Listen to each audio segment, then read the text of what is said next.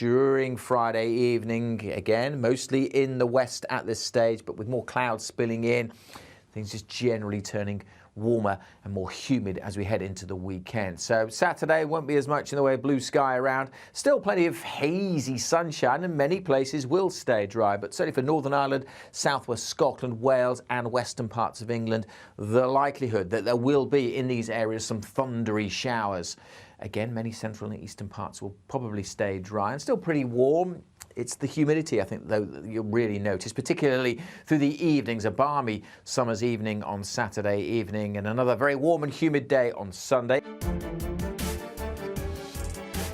First and foremost, I'm a GB News fan, and I was before I was working here. Just love the fact that we're asking the questions that a lot of establishment media won't ask. With a bit of a twist, we not only want to inform you, but we want to keep you entertained. It's worth the drive because you get in and the team's all ready and waiting, they're itching to go, and it's a proper little family. GB News is the People's Channel. It's the audience that makes the programme sing. We're giving our viewers and our listeners a voice. I see the thousands of your letters, tweets, emails, you name it, coming in. Britain is broken. How on earth did we get into this mess? But more importantly, how do we get out of it? The establishment had their chance. Now we're here to represent you. It's time for something different. It's time for GB News. I'm very patriotic. I believe in Britain. Our best days lie ahead. Britain's watching. Britain's watching. Join us here on GB News. The People's Channel. Britain's news channel. I'm Andrew Doyle. Join me at 7 o'clock every Sunday night for Free Speech Nation, the show where I tackle the week's biggest stories in politics and current affairs with the help of my two comedian panellists and a variety of special guests. Free Speech Nation, Sunday nights from 7 on GB News, the People's Channel, Britain's news channel. Nightmare commute? Kick it up a gear with me, Patrick Christie's, at Drive Time, 3 till 6 p.m, Monday to Friday on GB News Radio. You can listen online and on DAB+, on the smart speaker app and on the GB News app. And if you've got an Alexa, all you have to say is, Alexa, play GB News. We're also on TuneIn and the Radio Player apps. From the school run to rush hour, get revved up with me, Patrick Christie's, on GB News and GB News Radio. What you get for breakfast is something that, if we do our jobs right, you will wake up to news that you didn't know the night before. It's a conversation. It's not just me and Eamon. We want to get to know you, and we want you to get to know us. From 6, it's Breakfast with Eamon and Isabel. Monday to Thursdays on GB News, Britain's news channel. Westminster is going around in ever-decreasing circles, followed by the media. Britain is broken. How on earth did we get into this mess? But more importantly, how do we get out of it? Join me at 7 p.m, Monday to Thursdays on Farage, here on GB News. We will have open, rational debate. We've got to work out how Britain moves forward from this. Join us here on GB News, the People's Channel. Britain is watching. Every Sunday from 11, join Michael Portillo. There'll be topical discussion, looking at the week before and the week to come. So kick back and relax at 11 a.m. on Sundays on GB News with me, Michael Portillo. GB News, the People's Channel, Britain's news channel.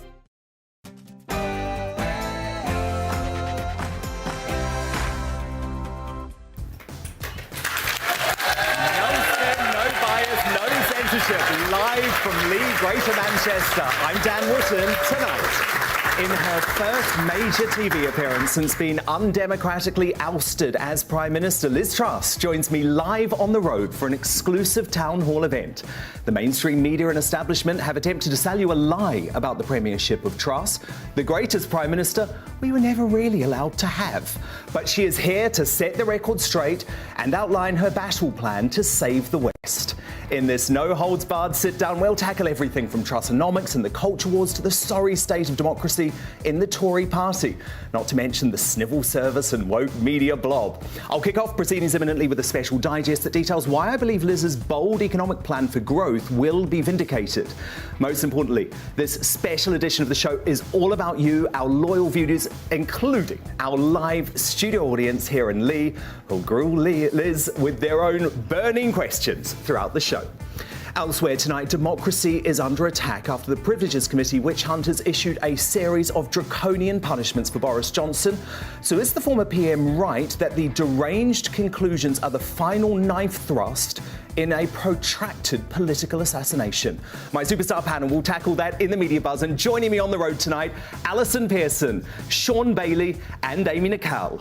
Plus, as a late-term abortion jailing divides the nation, is Alison right that if you choose to abort your baby at 32 weeks, prison is exactly where you belong? And as Prince Harry scores a rare courtroom victory courtesy of the US government refusal to release his visa application, should the battle continue to the federal court? And would you ever welcome the Duke of Delusion back in Britain? We'll get stuck into both of those fascinating stories later in the show. We'll have tomorrow's first newspapers for you, as usual, hot off the press. But in a Dan Wootton Tonight first, it'll be my live audience voting on the winner of tonight's Greatest Britain Union Jackass nominees. Cannot wait for that. This is Dan Wootton Tonight. Let's go!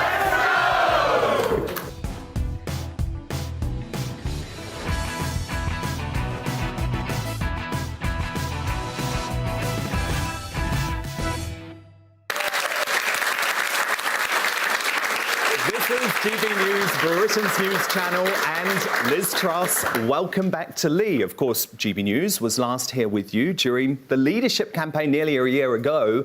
Since then, so much has changed. This is your first major UK TV appearance since being forced out as Prime Minister, and we'll be talking about a range of important subjects tonight, but obviously, as a news channel, we must start with the breaking news. And I need your reaction to this decision by the Privileges Committee today to suspend Boris Johnson for 90 days. That's no way to treat a former Prime Minister, is it, Liz?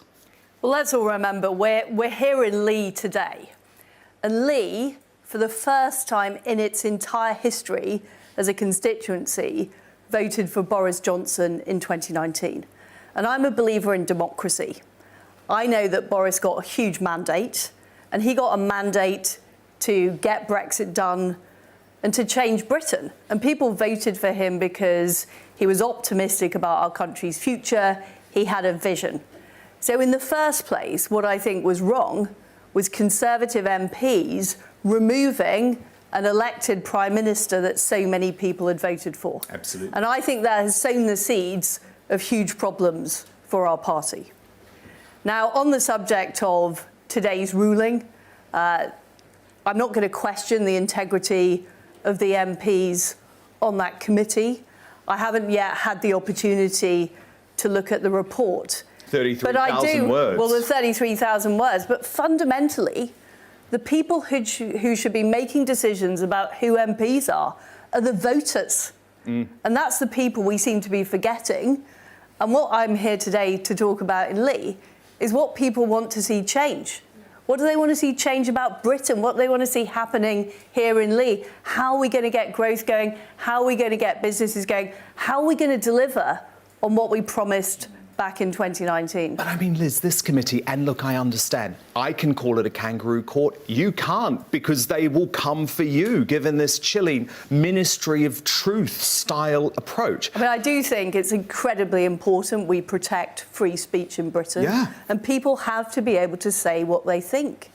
Because we know what happens, and the thin end of a wedge, if people aren't able to express their opinions. And I think that applies to parliamentarians. Indeed. As much as it applies to everybody else in this country. But Liz... So I don't support going after MPs who make comments in public. It's ludicrous.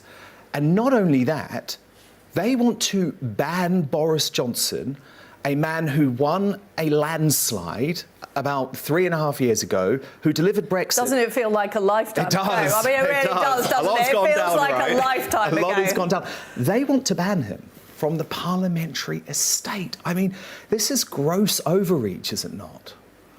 Well, as I say, I'm not going to question the integrity of these MPs. We do have these committees that have been set up. But it does seem to me a very harsh decision. That's my impression. Boris Johnson's Foreign Secretary. You remained loyal to him over your time in the cabinet. What do you think his legacy is, and can he still stage a political comeback? Well, never, ever, ever write Boris off. That is something that I think is very, very clear, and I'm sure we will hear more from him. And he's done a huge amount. I mean, if Boris had not joined the Brexit campaign, would Brexit have won? I very much doubt it. If Boris had not been our leader in 2019, I mean, the people in this audience can answer that. Do you think we would have elected a Conservative MP here in Lee? No, there we are. So lots of support for Boris and that, in the room. you know, this is a huge change in our country, and I was so excited back in 2019 where these seats in places like Lee, in Yorkshire, where I'm from, sorry, I'm on the wrong side of the pen, so I apologise for that, I should have said that earlier. But, you know, they voted Conservative for the first time because we gave hope and optimism about the future, and we desperately need to get that sense of optimism back. You're still in touch with Boris. Do you believe he can make a positive impact in the Conservative Party in the future? I do. I do believe he can. And will you work with him on that? Look, I'm not sort of talking about what Boris's plans are.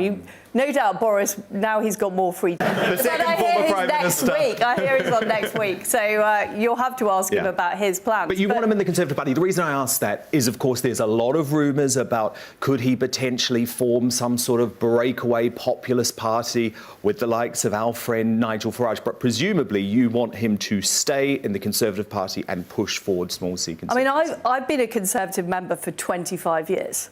The first party conference I went to was Blackpool back in 1997. And, you know, in many ways, it wasn't a great year for us as Conservatives. And we've been through tough times and we've been through good times. And we have to stay and we have to fight. Okay. Because I think we've got to fight for the conservatism we believe in. So I want Boris to stay and fight for his vision. Okay. I think that's important. Loud and clear. Liz, we hear you, and we will be handing over, by the way, to our brilliant GB News viewers shortly, and then my superstar panel, so stand by. First, though, we're going to get the news headlines back in the newsroom from Polly Middlehurst.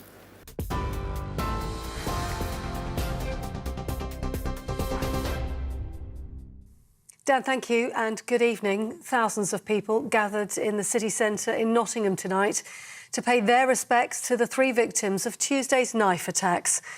The city fell silent at 6 o'clock to pay tribute to 19-year-old students Grace O'Malley Kumar and Barnaby Webber, and 65-year-old school caretaker Ian Coates. Speaking at the vigil, the sons of Ian Coates thanked those who spoke warmly and lovingly of their father. It feels like he's touched a lot of hearts over the years, more than what we assumed and knew that he had. So it's been really nice and heartwarming to see the messages and the people come out and talk about how he was when they were younger and how he's helped them. Some beautiful comments. And Barnaby Webber's mum, Emma, said Nottingham had held a special place in her son's heart. She asked people not to hold hate. The monstrous individual who has shattered so many lives will not define us. And I know he will receive the retribution that he deserves. However, this evil person is just that. He is just a person.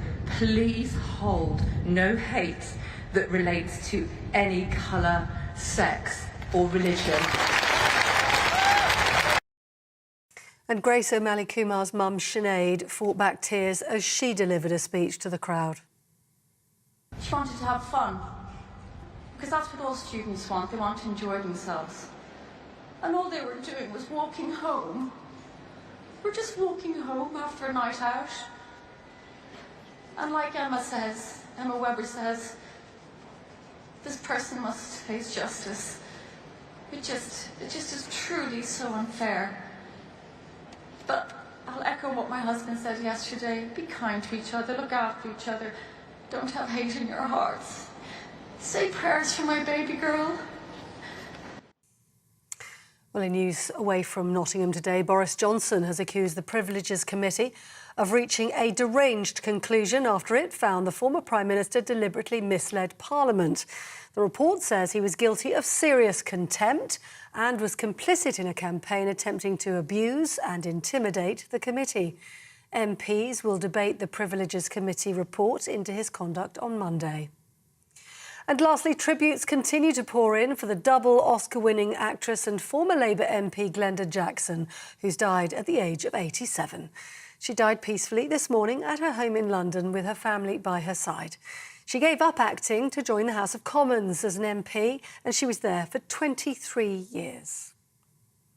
On TV, online, DAB+ radio and the TuneIn app. This is GB News. Back now to Dan Wootton tonight in Lee.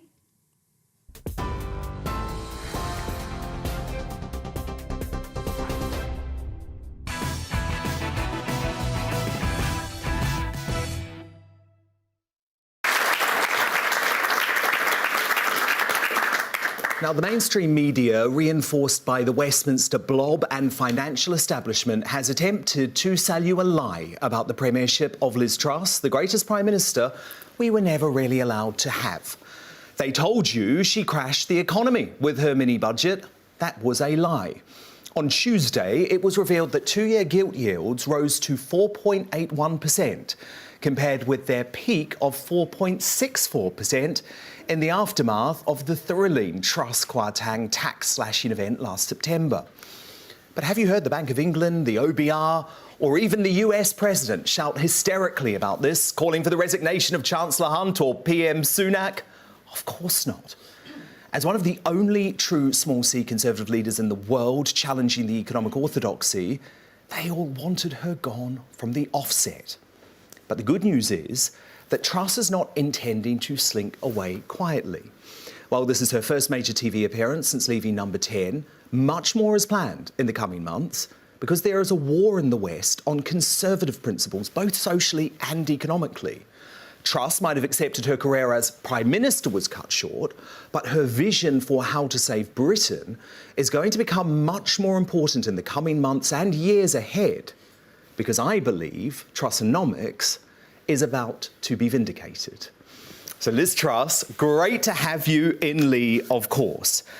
And I wondered if you had heard these comments from the former Bank of England Governor Mervyn King this week, who said the reaction to your mini-budget was, quote, hysterical, or potentially Alistair Heath, the editor of the Sunday Telegraph, on the front page of that newspaper, the Daily Telegraph today, saying the looming mortgage catastrophe proves Liz Truss was right.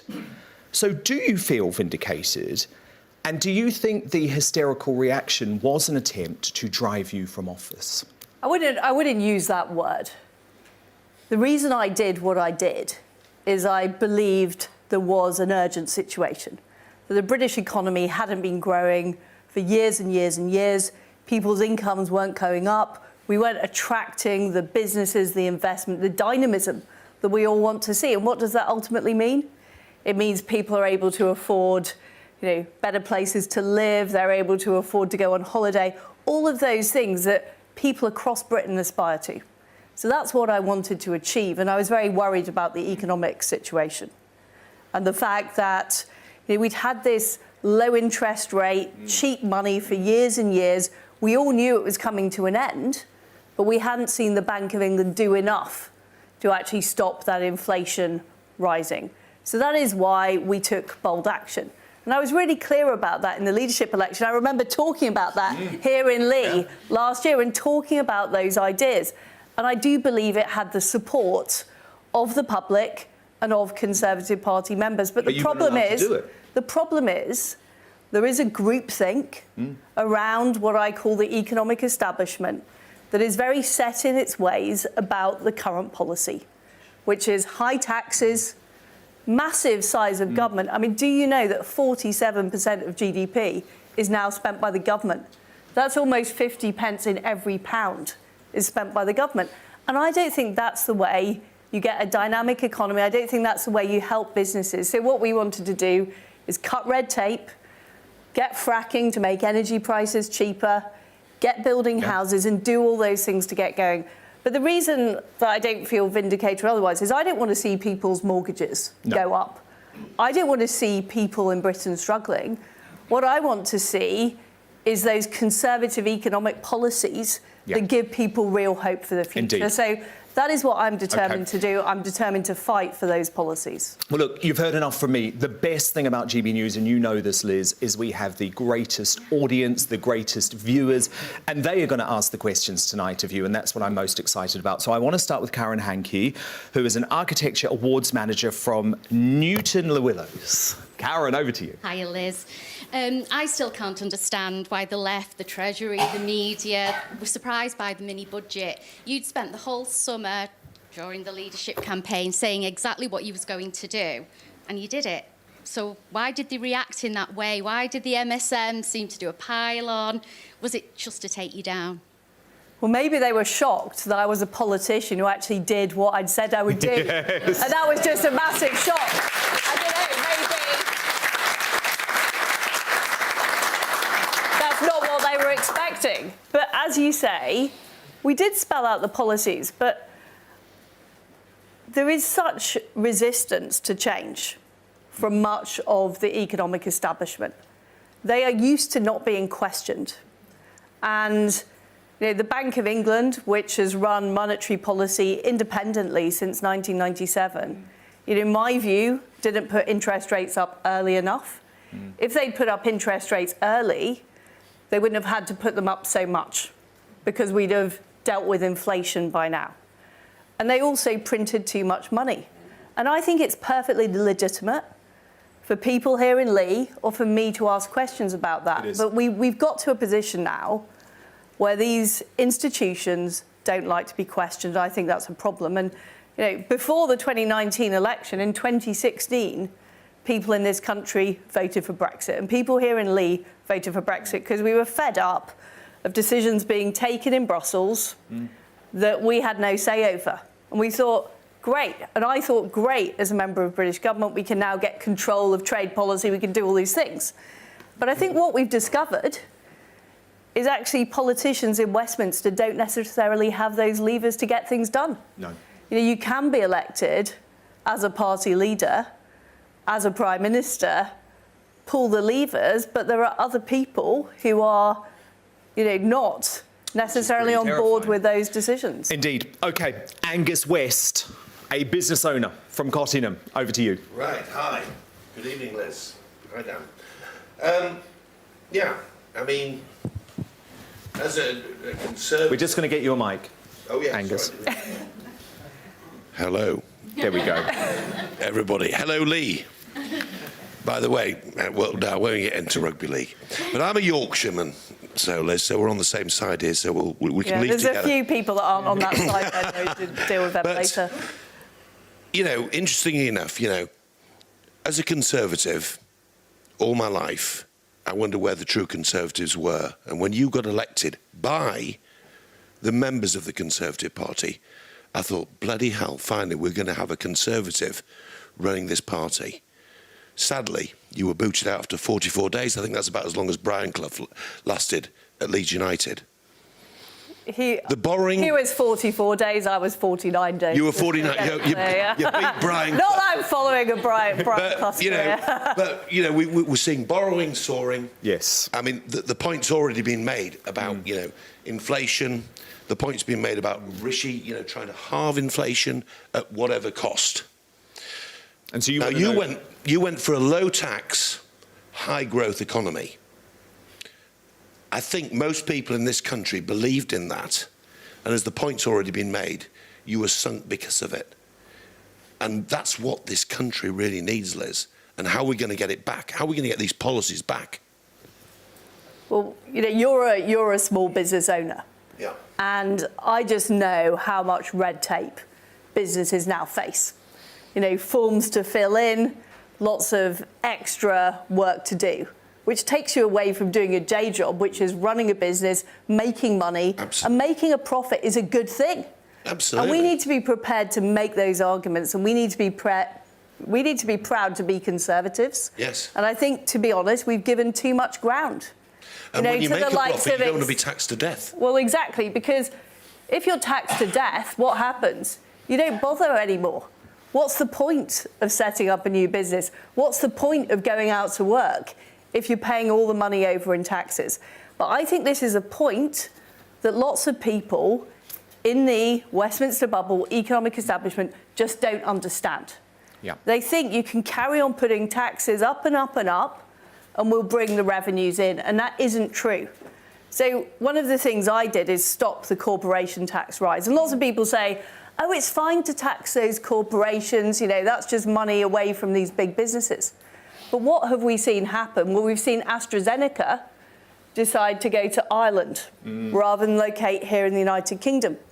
We've seen less investment in the North Sea because of the windfall tax. So it has consequences. And what it means is it means lower incomes for people across Britain. Because every time a business owner like you sets up a new business, that's jobs, that's opportunities, it's money that people can spend on what they want to spend it on. And I've been a government minister for 10 years. Some people get less time in prison than that. But I've been a government minister for 10 years. And I can tell you, I believe in the abilities of people in this room to make good decisions for them and their family more than I believe in the people in Whitehall. Absolutely. And that's not because the people in Whitehall are bad people. But you know what's best for you and your family. You know what's best for your business. And as a member of the Conservative Party, that shouldn't be a controversial comment. Right now it is. Look, we've got loads more questions coming from the amazing people in this room. So Liz Truss, do stand by, because also on the way tonight, the Kangaroo Court Privileges Committee suspends Boris Johnson from Parliament and urges a lifetime ban from the parliamentary estate. But is Bojo right that their deranged conclusions over Partygate are the final knife in his political assassination? My superstar panel, they're here tonight and they'll be joining us shortly. But first, you'll quiz Liz on the state of democracy. Can you guess what she's demanding the Conservatives must do to ensure Labour's socialist vision for Britain is consigned to the dustbin of history? Don't go anywhere, we're back live from Lee very shortly.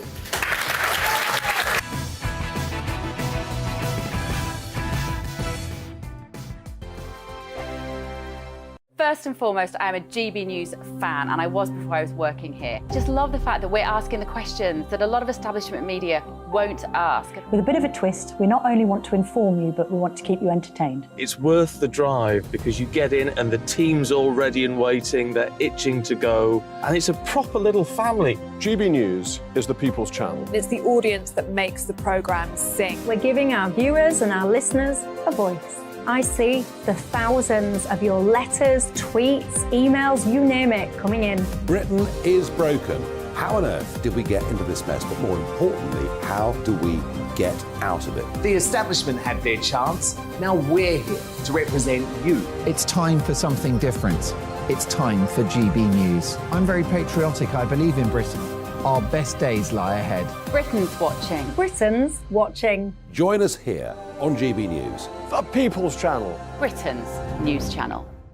Join me, Patrick Christie's, Monday to Friday, 3 till 6. We tackle the day's news agenda like you've never seen before. It's high tempo, high octane, the most controversial topics, and the best guests. You will not be able to take your eyes and ears off it. I'm not afraid to ask the questions that you really want answered. 3 till 6 p.m, Monday to Friday on GB News, the People's Channel, Britain's news channel. I'm Andrew Doyle. Join me at 7 o'clock every Sunday night for Free Speech Nation, the show where I tackle the week's biggest stories in politics and current affairs with the help of my 2 comedian panellists and a variety of special guests. Free Speech Nation, Sunday nights from 7 on GB News, the People's Channel, Britain's news channel. GB News has its own late-night paper preview show, Headliners, where comedians take you through the next day's top news stories. You don't have to bother reading the newspaper, we've got it covered for you. Headliners, every night at 11 p.m. and repeated every morning at 5 a.m. We won't send you to sleep like some of the other paper review shows out there. GB News, the People's Channel, Britain's news channel.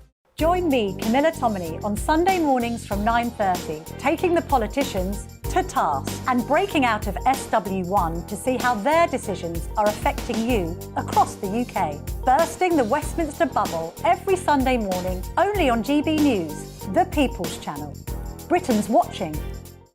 Every Sunday from 11, join Michael Portillo. There'll be topical discussion, looking at the week before and the week to come. So kick back and relax at 11 a.m. on Sundays on GB News with me, Michael Portillo. GB News, the People's Channel, Britain's news channel. What you get for breakfast is something that, if we do our jobs right, you will wake up to news that you didn't know the night before. It's a conversation. It's not just me and Eamon. We want to get to know you, and we want you to get to know us. From 6, it's Breakfast with Eamon and Isabel. Monday to Thursdays on GB News. Britain's news channel. Hi, I'm Dan Wootton. You can watch me live on GB News Monday to Thursday from 9 p.m. And did you know that you can also watch and listen live on our website, gbnews.com. You'll always be up to date on the latest breaking news, as well as enjoying the best stories, opinions and shows. You can even join the debate under our live player as you're watching. So head straight to gbnews.com on TV, radio and online. GB News, Britain's news channel.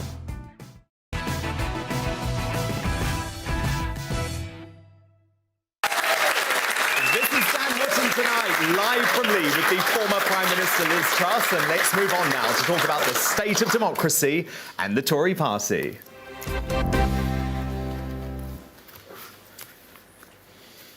OK, and we're going straight to our brilliant GB News audience. Ian Connor, you are an IT support from Lee. Is that right, Ian? No, I'm a retired chartered accountant from Oldham. OK, close enough. What's your question? Hello, Liz. Hi. Right, currently several large unions continue to cripple the country with long-running strikes, potentially putting lives at risk and damaging the growth for economy. Are the leaders of these unions enemies of hard-working Brits, and how would you end the walkouts? Well, the answer is yes, they are enemies of hard-working Brits, and we have allowed, I think, too much of the country to be held to ransom by people going on strike, and we need to make sure that there's proper democracy within trade unions, and that that we deal with these strikers, because it's harming those people who go out to work and actually earn money that is needed to pay for our public services, improve people's incomes. And I think it's in many cases, a deliberate attempt to sabotage the British economy. OK, now I think to Colin. You're up, Colin, go for it. Colin Lees, who is an IT support from Lee. Evening, Liz. I used to be a Labour voter, but now I'm Conservative, yeah? It seems like all the Brexiteers are being purged, including Boris. Do you think the Privilege Committee was a kangaroo court designed just to, well, basically destroy his career? So one thing I want to say is Brexit will never be reversed. I'm really clear about that, and I don't think any politician... If Keir Starmer got into government, it would be a disaster. He'd send our economy into penury, people would be poorer, but I don't think even he would be able to get us back into the EU. So the problem at the moment we're facing on Brexit is that we haven't taken the advantage of all the opportunities. We've still got all the EU laws on our statute books. It's a bit like getting divorced and still living in the same house as your ex-husband. We've still tied down by the rules and regulations that affect everybody from small businesses to families to the environment, all of those things. And I think we need to get on with getting those laws off our statute books. Indeed. As for Boris, I've been very clear. I think it was a massive mistake of the Conservative Parliamentary Party to remove Boris as our Prime Minister. I think that's where all the problems here have started. And we have to restore proper democracy to the Conservative Party, because hard-working members like you don't join because you're getting something out of it. You join because you believe in Conservative values. And I'd like to see more of that in our parliamentary party. Yes, and I'd like to see more of that in our policies. Indeed. Straight to Tina Kennedy, my friend from Lee, just down the road. Tina, what's your question to Liz Truss? Rishi played a massive part in Boris Johnson's demise, and his allies helped force you out. So do you back the current PM, and how do you feel about the direction the party is heading? Let's be clear. I want the Prime Minister and the Conservatives to win the next election. I think Keir Starmer would be an absolute disaster. another Labour leader from North London who will put up taxes, he'll do a wealth tax, he will... We've already got public spending at almost half of GDP. Under Keir Starmer, God knows what it will go up to, 75%, who knows? But it would be a disaster. But what I do want to see is I want to see our party pursuing those Conservative policies that people voted for. Because when people voted in 2019, they were voting for change. They were voting for something different. They weren't voting for the status quo of continued sort of low growth and managed decline. They were voting for things to happen. And I think it's incumbent on us as Conservative MPs to be prepared to vote for those things. And some of those things may be difficult. Some of those things may be unpopular with our friends who are environmentalists or the Labour Party. But you've got to stand up and be counted. Yeah. So I would like to see more bravery from our MPs, and I'd like to see those policies that are really going to transform the country in place. Indeed. Philip Orr, and Philip, you were with us last time. Hey, hello, Liz, again. And hello, Dan. Yeah, last time you were here, Liz, it was just 10 months ago.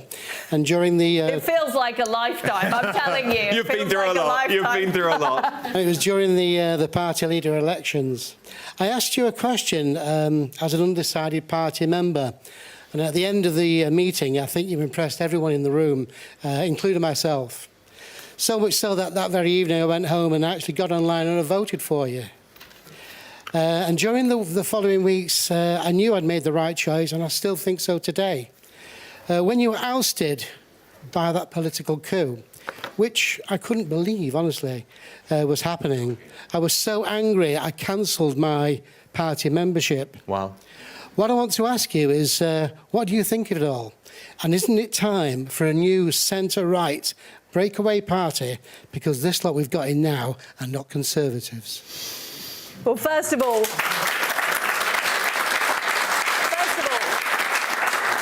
I thank you for putting your trust in me? Yeah. And whilst I did what I could to deliver my policies, I also recognise I made mistakes as well. And I wasn't as ready as I should have been, and I wasn't prepared for some of the onslaughts and brickbats that I got. But thank you very much for putting your faith in me. And it's great to hear in this room all of these Conservatives who believe in Conservative values. And I believe in staying in the Conservative Party and fighting for those values. That's what we've got to do. That's what we've got to do. So no breakaway party? No. Okay. No. Okay. I've been a member for 25 years. And I've seen some pretty bad policies from the Conservative Party, including during the time I've been in government, frankly. I mean, who on earth says we're going to ban 2-for-1 offers at a supermarket? Yeah. That is not Conservative. And we've seen some crazy stuff. But I still think it's better to stay and fight. Okay. And I've been through a pretty tough 10 months or so. But I believe that we can turn this around.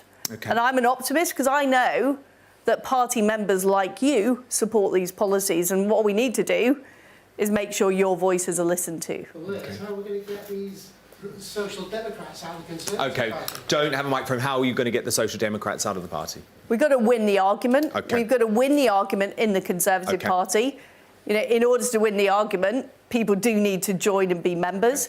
They need to stand to be members of Parliament. Fighting They need talk. to stand to be councillors. Fighting talk, I like They it. do. And stand by, because we've got much more coming up from Liz Truss, but also on the way tonight.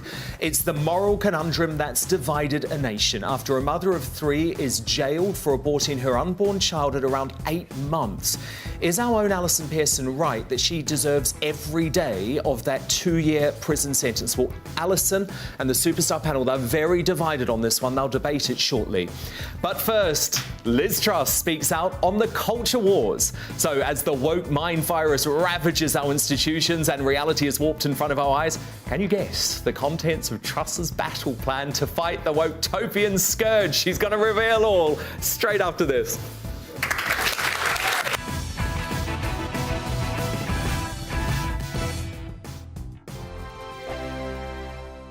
Like all families, we have arguments every now and then, but actually we agree on what the mission of GB News, and that's the most fundamentally important thing. GB News provides the kind of platform that lets all voices be heard. We don't hold back. We're free to say what we really think. Just because some people who live in a tiny little Westminster bubble think that their particular story is important, that's not the most important story for me. And often they will be difficult stories, stories that you won't find on the establishment media. Because what people think in the north of England may be very different to what they're thinking in the home counties. We're going to carry on telling the world what life is really like for households up and down the UK. We love to be in your car, in your kitchen as you're having your breakfast. Whatever you're doing, you are part of the show.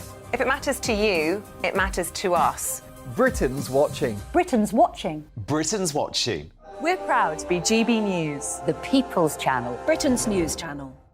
Monday to Thursday, 9 p.m. till 11 p.m. Join me, Dan Wootton. I'll bring you the sharpest takes and hottest debates. Do you not believe in prison? I don't believe in prison. I'm completely stunned. I guarantee you there'll be no spin, no bias, no censorship. I actually was personally quite offended by it. And no reason to go to bed. So I guess they've always been quite woke. That's Dan Wootton tonight on TV, radio and online. Monday to Thursday from 9 p.m. till 11 p.m. on GB News. The People's Channel. Britain's news channel. In a world of dull and predictable radio and TV shows. Oh, hi. On Mark Dolan tonight, we've got big guests. We drill into the big stories of the day. The show adds up to a brilliant listening and viewing experience. Mark Dolan Tonight is the most entertaining current affairs show ever, and that's a fact. That's Mark Dolan Tonight, Fridays from 8, Saturday and Sunday from 9. Only on GB News, the People's Channel, Britain's news channel. So Jubes and Kerr, we tackle the issues of the day with real robust debate, both sides of the fence, battling it out with me in the middle with my forthright opinions and views. And often really interesting things happen because you start with a position and then by the end of the debate you find actually, well, I might not have thought about that one. What we need in this country is 2 new political parties. You should maybe think about doing a 2024 calendar. I'm Michelle Dewberry and I'm keeping you company right through until 7 o'clock this evening. GB News, the People's Channel, Britain's watching. Westminster is going around in ever-decreasing circles, followed by the media. Britain is broken. How on earth did we get into this mess? But more importantly, how do we get out of it? Join me at 7 p.m, Mondays to Thursdays on Farage. Here on GB News, we will have open, rational debate. We've got to work out how Britain moves forward from this. Join us here on GB News, the People's Channel. Britain is watching. You've probably seen politicians interviewed 1,000 times, but we do it differently. We find out who they really are, we don't shout, we chat, and hopefully we bring a bit of light, not just heat. Did you know Kate Moss? Apparently. Do you have a pair of jeans or a pair of jeans? No, of course I don't. What would I do with them? My friends are like, oh my God, what's she doing now? Join me every Sunday at 6 for Gloria Meets, only on GB News, the People's Channel, Britain's news channel.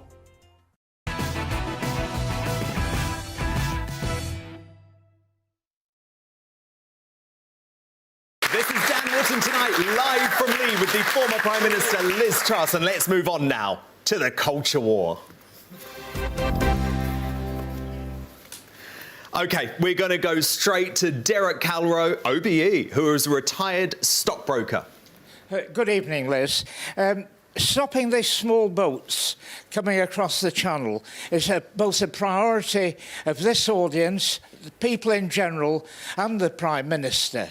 What can we do to secure our borders and also stop these boats coming across? Well, the way we stop the boats coming across is make sure that every single person that arrives on a boat doesn't get to stay in the United Kingdom.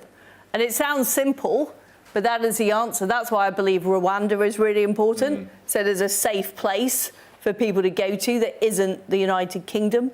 But I think we also need to sort out our legal system, which allows too many of these people to sort of disappear and constantly appeal. So I think the processes need to be streamlined.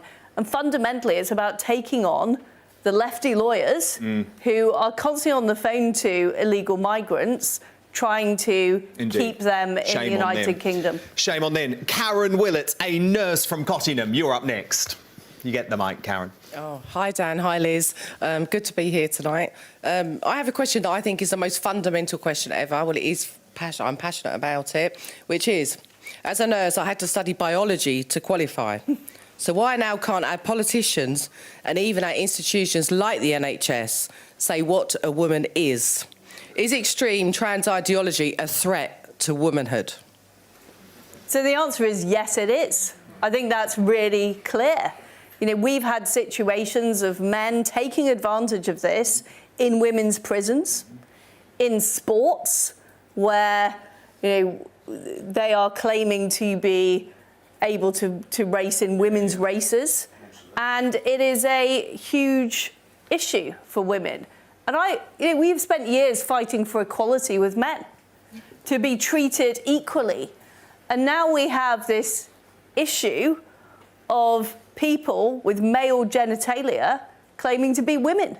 I think it's completely wrong, but also it's ludicrous, isn't it? And you are a student of biology, and I think most people actually understand the basic biology. Yeah. But we have this doublespeak of politicians refusing to say women don't have penises. And what is does that a woman about? have a penis, Liz Truss? No, a woman does have a penis, obviously, Dan. Good. I'm amazed you had to ask me that, Dan, but anyway, I'm amazed. I think Dan needs some biology Just to get it on the record, Liz. Just to get it on the record. But what I really worry about is people who know perfectly well that a man has a penis and a woman doesn't, are prepared to spout this stuff, even though they know the opposite is true. I'm with you. It's ludicrous. And it's the undermining of objective truth and science, and I think we should really worry about that. Not to mention hard fought for women's rights. Carla Diedrich, who is a teacher from Stone. Carla, good evening. Hi. Do you think that Britain would welcome Prince Harry back if he was deported or divorced from Meghan? And do you think Winge, the Duchess, is a bad influence on him?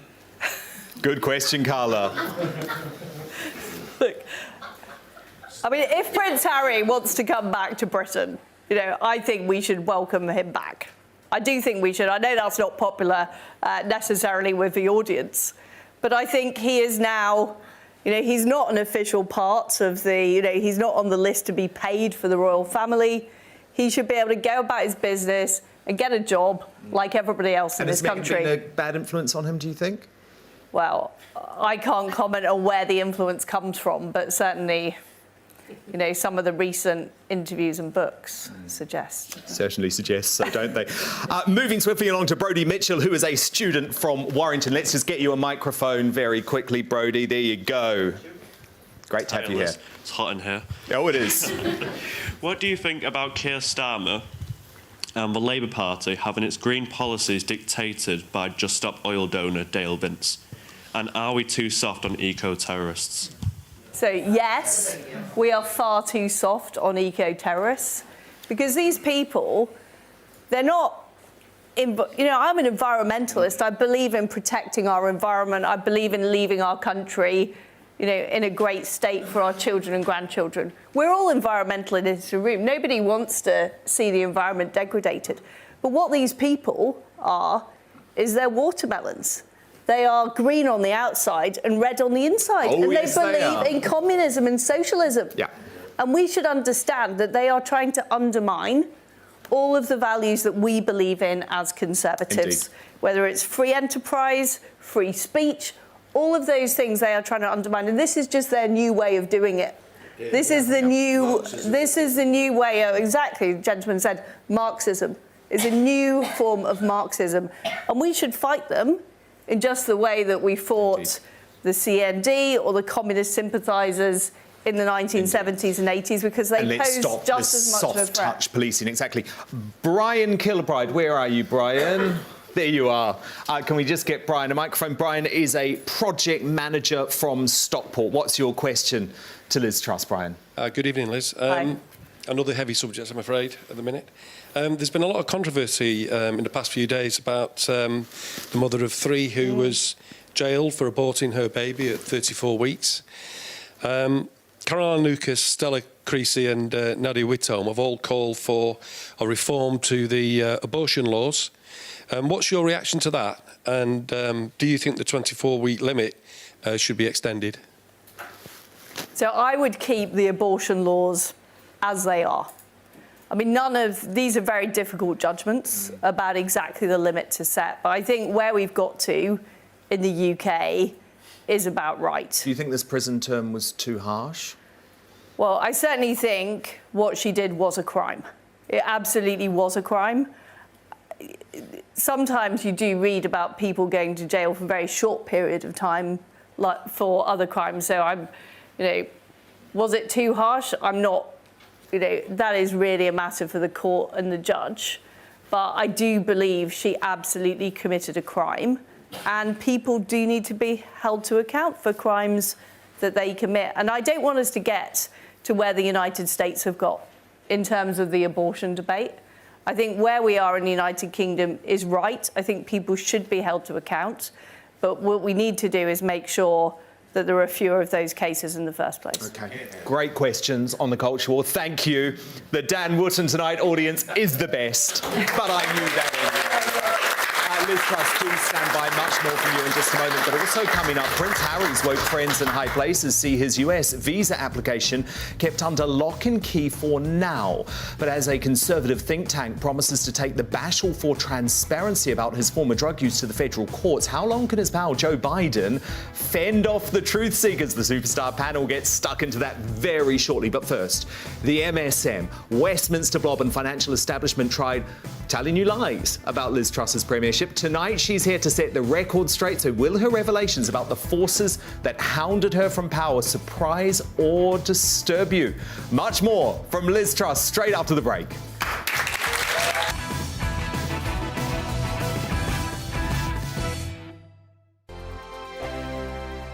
I joined GB News because I was sick and tired of not hearing my views being represented, not just mine, but so many people that I knew and spoke to. I just couldn't get my voice out there. I couldn't say anything. I couldn't do anything. Whatever the narrative was, I kind of had to follow it. GB News is there to provide a voice for those who have been ignored by the establishment media. We think different things. We've got a different style. GB News is here to be optimistic and positive about the future. It's real kind of dynamic and flowing, with the audience very much at the heart of it, like a big family.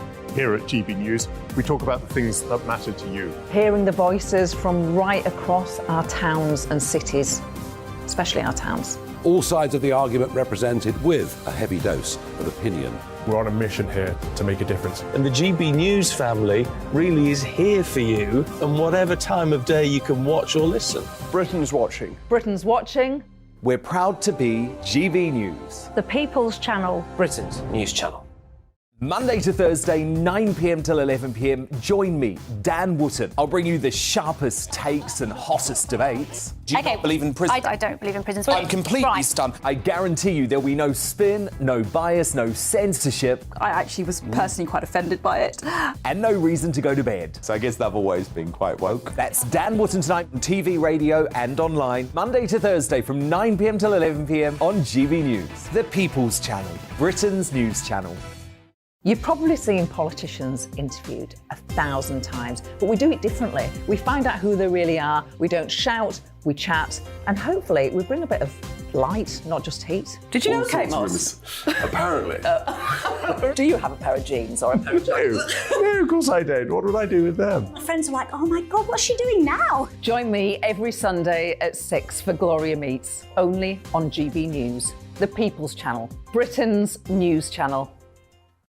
Weeknights on GB News from 6 p.m. You'll always get drama. Please stop, Michelle. I know, yeah. Please stop. Should I just shut up? Romance. You like me, I like you. There you go. There you are. Well, don't tell anybody. Adventure. Etc. That's the whole point. And action. Sergeant would read my superstar panel. They're already at it. They're fighting. It's going to be quite a show. Only on GB News. Britain's watching. In a world of dull and predictable radio and TV shows, Oh, hi. On Mark Dolan tonight, we've got big guests. We drill into the big stories of the day.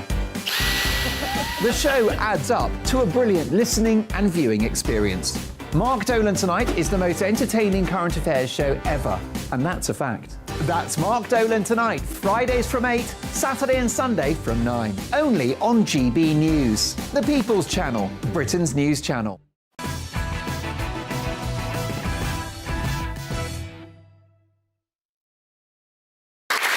This is Dan Wootton Tonight, live from Leeds with the former Prime Minister Liz Truss. Let's talk about two of our favourite topics now, the MSM and the blob. OK, we're going to kick off with Mal McConaughey from Preston. Mal, what's your question to Liz? Good evening, good evening. Oh, just hold the mic up, Mal. After Nicola Sturgeon was arrested and the SNP continues to implode, why did the media allow this scandal to happen unnoticed while obsessing over some cake? And has Sturgeon destroyed the SNP for good? Good question. So the problem, I think, with many bits of the media is they see politics as entertainment rather than looking at the issues people care about. People here aren't thinking about Nicola Sturgeon's mobile home, or maybe they are, but they are thinking, sorry, the SNP's mobile home, let me get that right. Just happened to be parked outside, or about what was going on at Downing Street. They care about the decisions that were made about COVID, or about mortgage rates, or about whether they can run their business without having masses of red tape piled on them. And I think you were criticised for not engaging with Nicola Sturgeon as Prime Minister. Do you think, in hindsight, that was the right decision? I did engage with Nicola Sturgeon. I did speak to her. Did you? I was Prime Minister, yeah. Because that hasn't been reported. You were accused of snubbing. I did not snub her. I met her during the when the Queen's mourning period was on and we had a series of events, so I met her.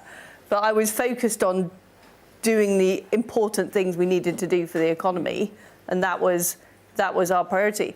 But Nicola Sturgeon and what has happened has done huge damage to the SNP, but we need to make sure they're absolutely finished off. Yes. So as far as I'm concerned, we should not give up on absolutely hammering them. Indeed. I want to move to Simon Ahmet, who is an IT service delivery coordinator from Stockport. Simon, what's your question for Liz? Yeah. Good evening, Liz. What do you think about Philip Schofield, ITV scandal? Do you think ITV has questions to answer over claims of a toxic culture and a cover-up? Well, I think Dan Wootton's the expert on that rather than me. But I frankly couldn't care less about Philip Schofield. Yeah. And yet again, the media spend hours and hours talking about this stuff rather than what actually, we've got to say... It's an important story, Liz. If we have our biggest private broadcaster, a public service broadcaster, effectively covering up for one of its biggest... I'm not saying it's not important, but I think it's got a disproportionate amount of airtime. Just like Gary Lineker's tweet got a ridiculous amount... I feel like I'm being told off here, Liz. Sorry.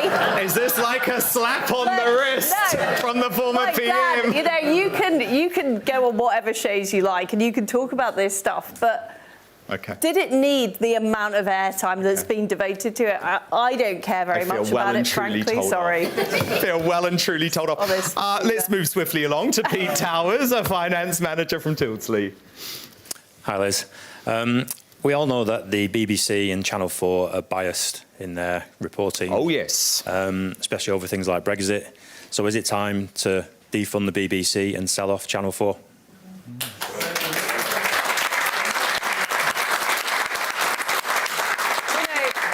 I would love to see the BBC become a subscription service that people pay for if they want it. And I would sell off Channel 4. I think the days of a licence fee that's compulsory is wrong. And I think people going to prison for not paying their licence fee is wrong. And good Conservative policies too. Quickly, final question in this block to Susan Allison, who is retired and from Wigan. Susan, what is your question for Liz Truss? Hi, Liz. After the shocking Nottingham attacks, where innocent Brits lost their lives at the hands of the West African migrant, why do you think the media refused to report his real identity? And is Britain and the woke blob now too PC to stop clear and present threats? OK, quick answer, Liz. Well, this is a case that's ongoing, so I don't think I should comment on the precise details, but clearly the case in Nottingham is absolutely appalling, and I've just got huge sympathy with the families that had to suffer. It's just been absolutely heartbreaking, hasn't it, watching? I think the strength of the family, though, has been incredibly Very inspiring. impressive. Because they haven't hidden away. They've been out there with the students. And actually, it is in those dark moments, isn't it, where you see the best of Britain, Liz? You do, but it shouldn't have to come to that. It shouldn't. It shouldn't have to come to that. It shouldn't. I mean, do you think GB News was right to report that this man was a migrant from West Africa when, for example, ITV News and Sly News didn't report that fact? I'm all for reporting all facts as they come up, and I'm a believer in free media and free speech. It's one of the founding principles of this country. You know, on this specific case, it's very difficult for me to talk about it as it's an ongoing investigation, and I steer clear of that. Absolutely. Well, look, what absolutely brilliant questions. I knew you'd do better than me. You did. The Dan Wootton Tonight audience, I will repeat, the absolute best. So thank you so much for your questions tonight. Liz Truss, though, you're staying with us, so don't go anywhere. But let me also tell you what's coming up.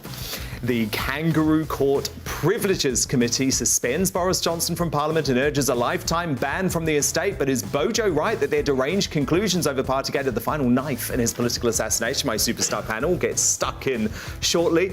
But next, you've heard what our brilliant studio audience had to ask Liz Truss. Now, though, it's the turn of the superstar panel. So from Trussonomics, the culture wars, stopping the boats and the dark forces that toppled her from power, I've got all the bases covered. Alison Pearson, Sean Bailey, Amy Nicol, they're going to be joining us and Lee straight off the break. We're back in just 2 minutes' time.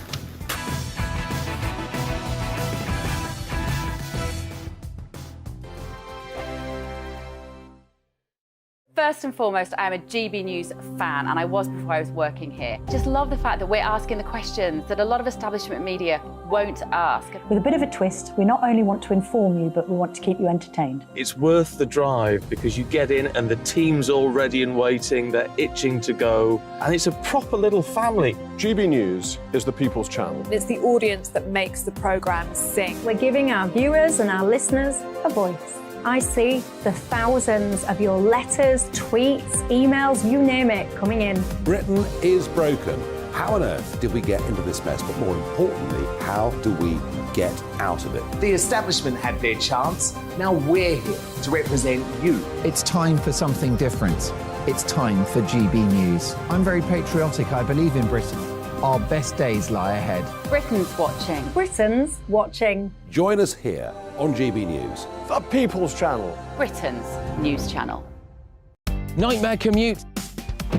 Kick it up a gear with me, Patrick Christie's, at drive time, 3 till 6 p.m, Monday to Friday on GB News Radio. You can listen online and on DAB+, on the smart speaker app, and on the GB News app. And if you've got an Alexa, all you have to say is, Alexa, play GB News. We're also on TuneIn and the Radio Player apps. From the school run to rush hour, get revved up with me, Patrick Christie's, on GB News and GB News Radio. Westminster is going around in ever-decreasing circles, followed by the media. Britain is broken. How on earth did we get into this mess? But more importantly, how do we get out of it? Join me at 7 p.m, Mondays to Thursdays on Farage, here on GB News. We will have open, rational debate. We've got to work out how Britain moves forward from this. Join us here on GB News, the People's Channel. Britain is watching.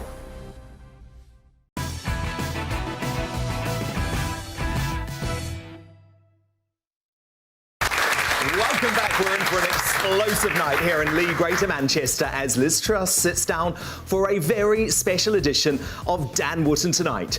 This is her first major TV interview since being unceremoniously toppled from power last year in what can only be described, in my words, an undemocratic coup. I'm in great company tonight with the former Prime Minister, but not least the superstar panel too. Live here with us and Lee is top Daily Telegraph columnist Alison Pearson, the broadcaster Amy Nicol, and I'm very excited about this. The Conservative pair-in-waiting, soon to be Lord Bailey of Paddington. Give it up for Sean Bailey. And you, my amazing studio audience, have had the chance to grill Liz, but now it's my superstar panel's turn. So we will be doing that very, very shortly. Also coming up tonight, the latest from the Boris Johnson Partygate witch hunt. And Joe Biden's government sensationally blocks a bid to release Prince Harry's US visa application, leaving more questions than answers over how honest the Duke's been about his drug use. But should the fight for transparency now hit the US courts? Meanwhile, it's the conundrum that's divided a nation. Is our very own Alison Pearson right that the woman who aborted her baby at 34 weeks is deserving of a 2-year prison sentence? That's in the media buzz. Also on the way, as usual, tomorrow's newspaper front pages, hot off the press. And we're doing this for the first time. It's very, very exciting. Greatest Britain Union Jackass decided by the live studio audience here in Lee. Much more from Liz Truss in Lee straight after the news headlines with Polly Middlehurst.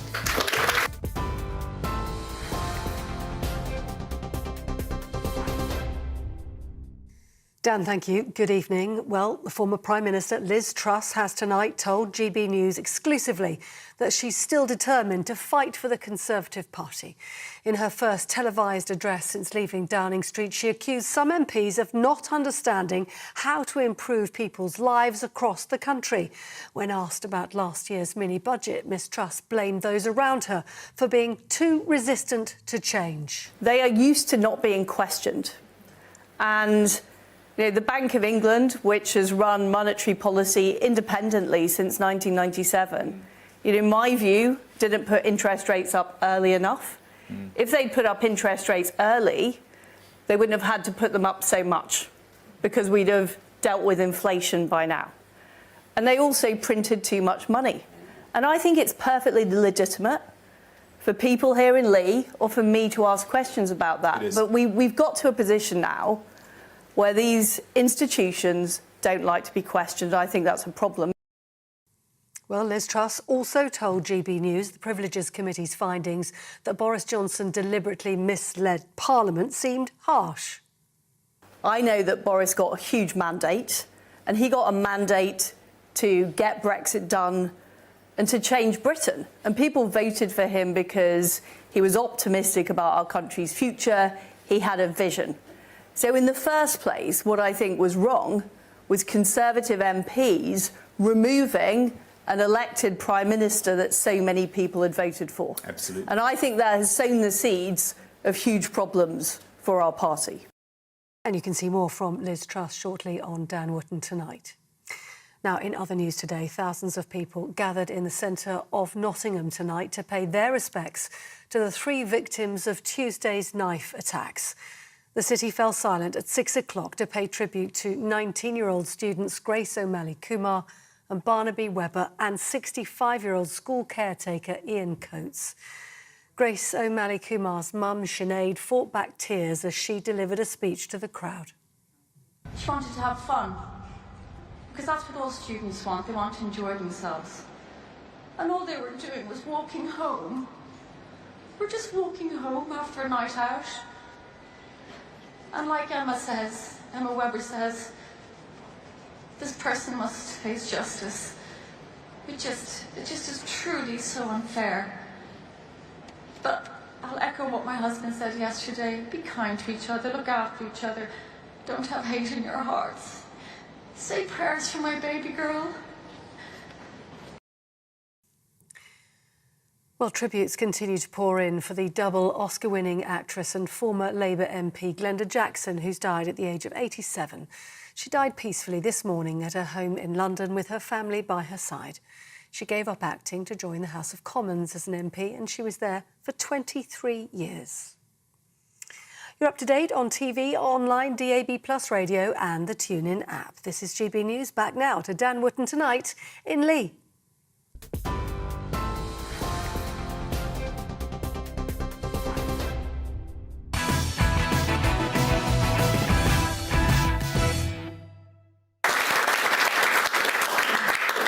This is Dan Wootton tonight, live from Lee. We're on the road with the former Prime Minister Liz Truss in her first major TV appearance since leaving Downing Street.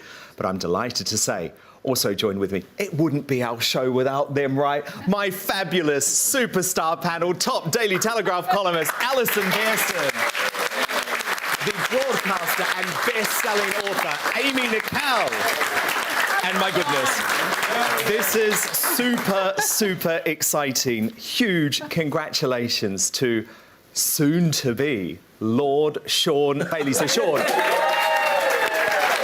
is the big reveal. This is the big reveal. You were obviously part of Boris Johnson's honours list, but you can tell us for the first time, can't you, what from next month we'll be referring to you as? Officially, I'll be Baron Sean Bailey of Paddington, because Paddington... Oh, he's posh. He's posh now. So how did you find out, Sean? Did Boris call you personally? Boris and I had a conversation about it 2 years ago, maybe, and because he asked me what I would do about politics, I forgot all about it. Then a few months ago, I was contacted by his office to say, somebody's going to contact you. They were quite cryptic. And then the House of Lords contacted me and said, you know, name and address, we're going to check out if you're a lunatic. And then they came back and said, you're not a lunatic, and the PM has put you forward for honours. Well, what I'm going to say, Sean, is thank goodness you're not an MP, like poor Nadine. Yes. Do you feel for her, Sean?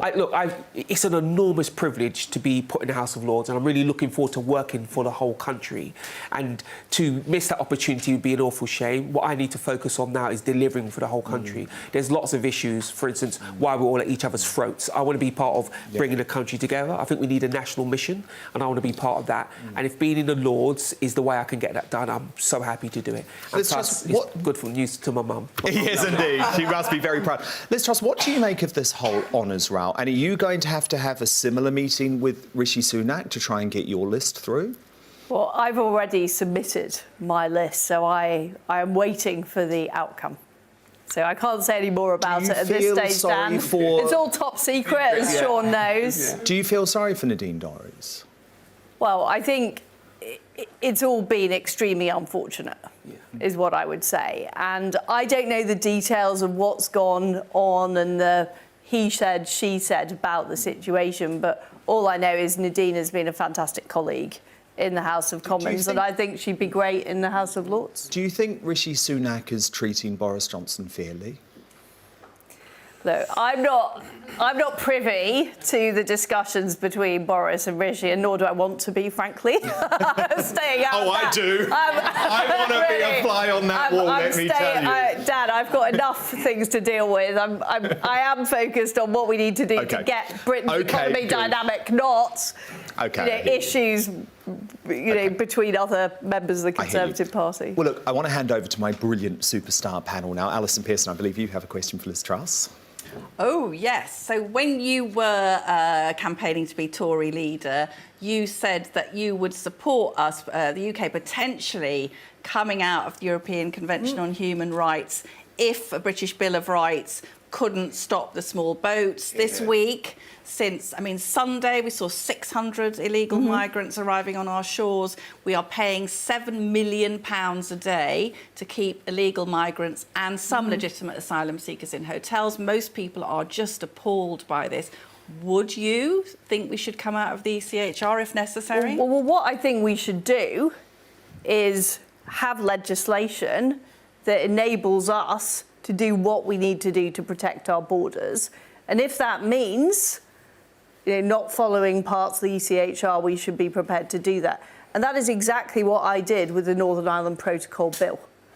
And we used the concept of the doctrine of necessity because it was important for our country's stability. So we were able to do things differently despite the Northern Ireland Protocol. And I think using that type of formulation would work, so we are able to have full control over our borders. But frankly, we need to do what it takes. We know the appalling trade that is going on, a trade in human lives, and we need to stop that. Absolutely. Yeah, indeed. Lord Bailey to be. This is so exciting. What's your question to Liz Truss? When you were campaigning, very recently actually, you talked about reducing inheritance tax. And when people think about inheritance tax, they think about, you know, landed gentry passing on billions of pounds. But really, it affects almost everybody who's some kind of homeowner. And I was quite impressed with your focus on giving people back the money they'd already earned. What other taxes would you change to help working families make it through this cost of living crisis? Well, first of all, I'd put corporation tax back down. And people think, well, what's that got to do to help families? But what it will do is it will bring investment into places like Lee, because it will make us competitive as a country. It will make people want to open new businesses. And that is the way that we get a healthy economy, is through business. We can't get a healthy economy just by spending more and more government money, because where's the income coming from? So I think that is really important. I'm proud that in my short period as Prime Minister, we reversed the health and social care levy, which was going to be a new tax on ordinary people. I do think we should abolish inheritance tax. I think it's unfair to pay tax twice. And in fact, that's one of the things that the Chancellor Kwasi and I were planning to do in the next budget, which unfortunately we didn't get to, but we were planning to abolish inheritance tax. So that would be the next tax cut. So how would you make up the £7 billion that the Treasury would lose? This is the issue with the way these taxes are or the way that the Treasury and now OBR calculations work. And for those that don't know, the Office of Budget Responsibility does forecasting. But it always assumes that if you raise taxes, you're going to bring in more money. But that isn't true. So take one example of the windfall tax on the North Sea. Everyone was going on, the Labour Party was saying, we need a windfall tax, we need a windfall tax. What's happened since we put that windfall tax on? There's been less investment in the North Sea, and now the Chancellor is having to change that tax. So what I want to see is a better look at taxation that doesn't just look at how much money you're going to get today, but looks what will happen tomorrow. How will people change their behaviour because of that tax? And I believe a lot of the time on inheritance tax, people end up gifting properties to their children early. They end up taking decisions that might not be the right decision for them and their families because of that tax. And that's something that isn't factored in at the moment. Do you have anything else, Amy, you want to ask? Oh, well, it's a hot room, isn't it? So, and I just know that there's something on all your minds. So, Liz, Rishi Sunak, Boris Johnson and Nicola Sturgeon. Snog, marry, abort. It's going to get hotter. Liz, you said you'd answer every question. None of them. I think I'd put them all in Nicola Sturgeon's mobile home and send them off on holiday together. You are, but good. That was a good politician's answer. OK, of course, though, I want to end with my brilliant audience. So we have a couple more questions. Lee Outram, who is a company director from Barry. Good evening, Liz. As a company director of my own business, I'm really feeling the effects of the government's high corporation tax policy. So how can the Conservatives claim to be the party of business when they penalise small businesses like us? And what do we need to do to help business grow? Well, you're 100% right. And I think we also need to cut the red tape on business, as well as getting corporation tax back down to 19%. But what I was saying about the Office of Budget Responsibility, they calculated, or they claimed, that it would cost £18 billion if we put corporation tax back down. So what I want to see is the government challenge the Office of Budget Responsibility and use evidence from people like you that actually this is harming your business. It's going to make you less likely to stay in business if they don't cut corporation tax. So what I want to see is Jeremy Hunt stand up to the Office of Budget Responsibility and say, this is not actually raising money, it's costing people money, it's costing businesses money, and it's making us less competitive. And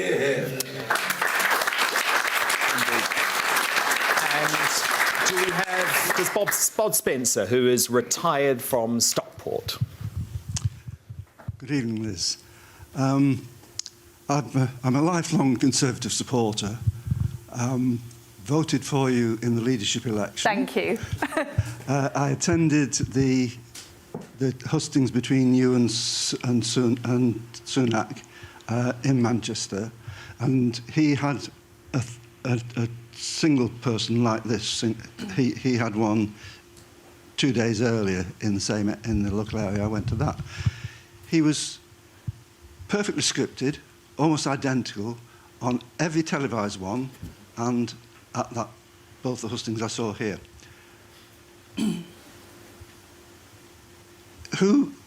It was just an act, fully scripted. So who do you think is the better actor? Sunni, sorry, I should have. Anyway, Sunak or Meghan Markle? That's a question and a half. That's a question and a half. Look, I mean, I don't want to rerun the leadership election. Believe me, I travelled the country, Rishi travelled the country, we put our cases across. And you won. And I did win, and I won because of the policies I was advocating. I've always said I'm not the slickest person. I'm not. But I do believe in what I'm saying. Has he and I reached out to you believe since being Prime Minister? I have spoken to him. We spoke at a dinner in Belfast. So, yeah, I have spoken to him. But, what I care about is I wanted to do that job because I wanted to change things, because I believe that we're a great country, but we can be so much better. So what I'm focused on is making that change from whatever position I hold. But I will not stop making that argument. And can I ask you just one question about one policy? So the Universal Energy Scheme, which paid the energy bills of millionaires. So say Gary Lineker has probably got, 3 houses? And it paid for them, whilst cutting tax for the richest. Is that a Conservative policy, in hindsight? Well, what we did, and believe me, the civil service and the whole bureaucracy, it is very, very difficult to deliver policies that are clear and simple and target particular people. Now, if we could have made it more targeted, we would have done. But what I want to do, I realised people were facing those bills in October. And what I could not allow is people to have a fear of a £6,000 bill coming into their letterbox in October. So that is why we acted quickly. But the cost of the energy price guarantee was far lower than the Office of Budget Responsibility predicted. I mean, they said because it was a cap. More than furlough. But that wasn't true. It cost a lot less than they predicted because the price of energy came down. So what we were able to do is assuage people's fears. So they didn't fear those high energy bills. But because the cost came down, the cost was actually much more affordable than... And by the way, having really high rates of tax doesn't benefit anyone. Yes. Because what you find is people that are mobile leave the country. People can't be bothered to set up a business anymore because the taxes are too high. And that is why socialism fails everywhere it's ever been tried. Indeed. Indeed. That is a very popular message in this room, a very popular message in this room. Look, Liz, just finally from me, because we've covered every policy area, all of the issues in the news today. But finally, I just wanted to talk about you, because what you've had to go through over the past 10 months is incredibly difficult as a human being, as a wife, as a mother. I know how much you care about your 2 daughters. Where has that resilience come from? Well, that's a very hard question to answer, but, I joined the Conservative Party back in the 1990s because I believe in Conservative values, I believe in our policies, I believe it helps the country be better. I believe in people in this country, I believe they're best placed to make the decisions. I'm just absolutely determined to deliver that. I'm absolutely determined to make that argument. It's really important to me. So you're not I am prepared to do tough stuff. I am prepared to take tough decisions. I am prepared to experience some very, difficult times because I care so much about it, and that's the bottom line. And you're not going anywhere? I'm not going anywhere. Liz Truss, thank you so much.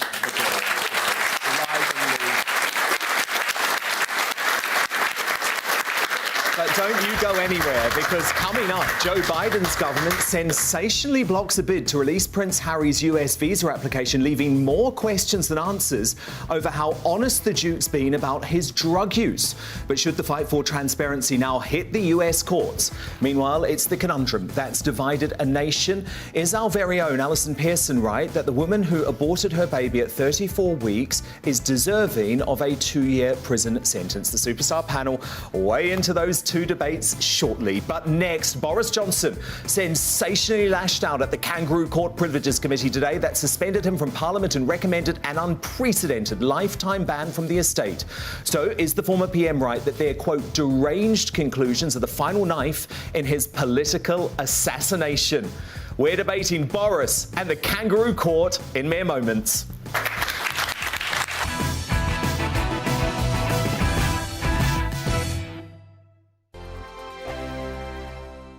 Like all families, we have arguments every now and then, but actually we agree on what the mission of GB News is, and that's the most fundamentally important thing. GB News provides the kind of platform that lets all voices be heard.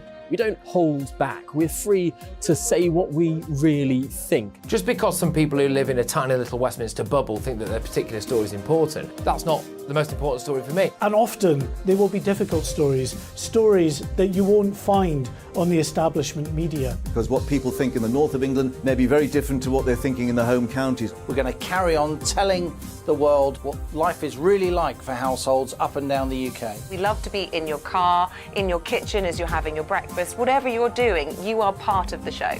If it matters to you, it matters to us. Britain's watching. Britain's watching. Britain's watching. We're proud to be GB News, the People's Channel, Britain's news channel. Monday to Thursday, 9 p.m. till 11 p.m. Join me, Dan Wootton. I'll bring you the sharpest takes and hottest debates. Do you not believe in prison? I don't believe in prisons. I'm completely stunned. I guarantee you there'll be no spin, no bias, no censorship. I actually was personally quite offended by it. And no reason to go to bed. So I guess they've always been quite woke. That's Dan Wootton tonight on TV, radio and online. Monday to Thursday from 9 p.m. till 11 p.m. on GB News. The People's Channel, Britain's news channel.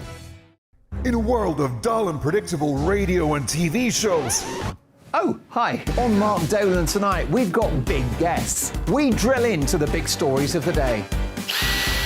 The show adds up to a brilliant listening and viewing experience. Mark Dolan Tonight is the most entertaining current affairs show ever, and that's a fact. That's Mark Dolan Tonight, Fridays from 8, Saturday and Sunday from 9. Only on GB News, the People's Channel, Britain's news channel.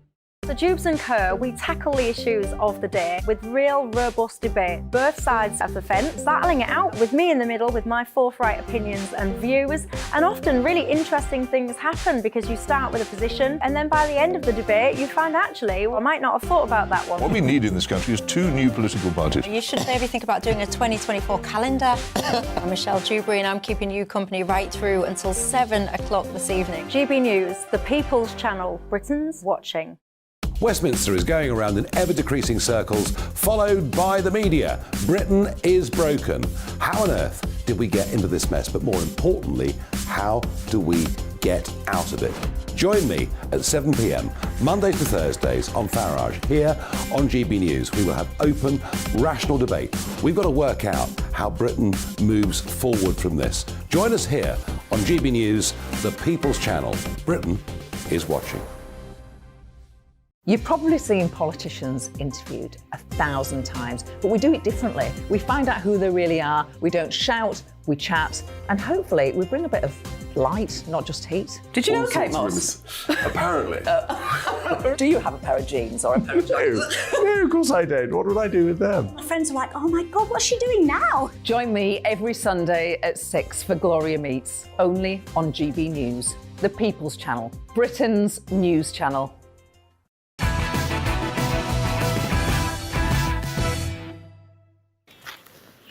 Welcome back. We're live in Lee, and it's time now for Tomorrow's News Tonight in our Media Buzz. Let's kick off with the very first look at the front pages, hot off the press. And the Metro leads on the Partygate report into Boris Johnson, saying that the former PM's hopes of a comeback are in the balance. Of course, as I'm about to tell you, Bojo has slammed the findings. The Eye leads on that Privileges Committee today with the report he lied and lied and lied. Oh, I wonder who edits that paper. Perhaps one of Boris Johnson's enemies. And The Independent headline reads, Boris the liar, also an enemy who edits that paper. You can see where the media's coming from here, can't you? It's accompanied by a picture of the former PM out jogging. Families of COVID victims today demanded an apology from him as he slammed the committee's decision. Now, we're going to stick with that story because Boris has hit out at the report, calling it the final knife thrust in a protracted political assassination. In an explosive day in Westminster that leaves our democracy in tatters, the Kangaroo Court, led by Labour's Harriet Harman, found Boris to have deliberately misled Parliament and recommended an insane and deranged 90-day suspension, as well as the removal of his parliamentary pass. But in anticipation of those sham conclusions, Bojo resigned from the Commons on Friday, calling the witch hunt against him a travesty of judgment and the report's findings a disgrace. MPs will now debate the committee's report on Monday, with allies of Boris already condemning its, quote, sheer vindictiveness. One senior supporter told The Times they are creating a martyr. This is going to light the fires among the membership. There is a narrative for a comeback that wasn't really there before Boris. But is the former PM now a martyr? Does the committee's phony findings ignite Bojo's comeback? Straight to my superstar panel, top Daily Telegraph columnist Alison Pearson, Lord Sean Bailey, soon to be anyway, and the best-selling author Amy Nicole. So, Alison Pearson, this feels like a very dark day for British democracy. Before we go any further, Dan, I'm going to say that Amy and I are going to be honourable dames now that Sean's become a baron. Liz can make it happen. Liz can make it She happen. submitted her list, sorry. And after your questions, you ain't anywhere near it. I was going to say I was shocked. No, I wasn't shocked. It's the Privileges Committee. If they could have put a cross in the grounds of Westminster and nailed Boris Johnson to it, they'd have done it, wouldn't they? They hate him. All that lot, they hate him. The anti-Brexiteers, he's been so popular, he's cheered up the country, he's got leadership skills that none of the rest of them have got. So they hate him, and they've got him now. And this 90-day suspension, what can you say, Dan? It's vindictive, it's it's an overreach, it's spiteful to actually threaten to ban him and take away his Commons pass. It's the way you'd rebuke a naughty 7-year-old, I think, rather than someone who's been a former Prime Minister. So I do think it's a shocking day. I think he's right. It is about democracy because Boris was voted in with an amazing majority in December 2019. They got rid of him. Then Liz Truss was voted in by Conservative members, got rid of her. We've now got a Prime Minister that the only people who voted for is a cabal of Conservative MPs. And one of the reasons that Boris's, let me just check this, one of the reasons that Boris's suspension was so long is because, guess what? He had the temerity to criticise the Privileges Committee for their bias, and they've punished him for impugning the integrity of the Privileges Committee. But the chair of that, Harriet Harman, 2 weeks before the inquiry began, was tweeting approvingly tweets that were criticising Boris. Oh, yeah. Saying he should... Retweeting Alistair Campbell. Retweeting Alistair Campbell, so there's no objectivity was it to be expected from her. Sir Bernard Jenkin, he's just been outed as probably having been at a party of his own and eating the cake, not just keeping it in a Tupperware box. And Alison, I was really fascinated by what you pointed out to me earlier about the SNP MP, which sort of proved the hypocrisy, didn't it, on the panel? Listen to this. It's a little bit intricate. It's terribly interesting.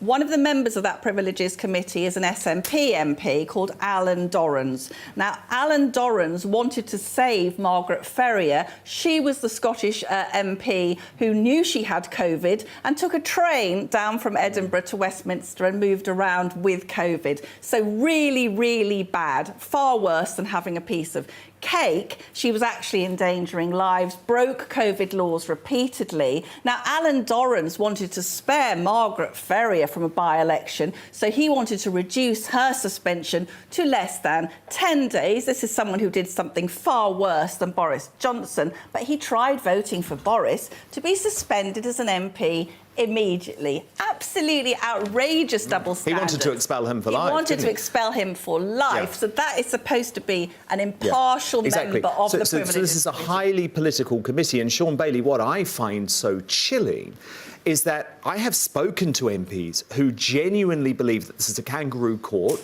but they've said to me, Dan, I can no longer say that because the Privileges Committee are coming for me, and if we're censured, then we could face a recall petition. So what's happened to freedom of speech? A lot of MPs will have a lot of opinions on what went on this committee, but I think what the public are seeing now is something that doesn't seem even-handed, doesn't feel British in a way it's administrative justice. But I think the real thing is here, they have now started a narrative around the martyr. Even if you're not a Boris fan, you must sit there and think, when are these people going to stop? Why have we gone so far? Why has Keir Starmer not had to answer these questions? We had video and it's been proven that he lied. Why have none of these things happened? And I think what they've done now is kept Boris relevant and British people are fair-minded, and a lot of people I've spoken to who are not Boris fans and certainly won't vote Conservative are beginning to ask themselves, where has this behaviour come from? And what parliamentarians have to remember, yes, you may be Labour, you may be Conservative, but people are looking to you for grown-up behaviour. And to spend all your time pursuing a ex-PM, and what you really should be pursuing is what happened in the pandemic, what was our response to that pandemic, I think is really beginning to turn people off. And the basic thing about British politics now, we spend too much time on personal attacks, and I think people are fed up with that. And that very long, very sordid, very exaggerated personal attack against Boris has demonstrated to people that actually we need a change.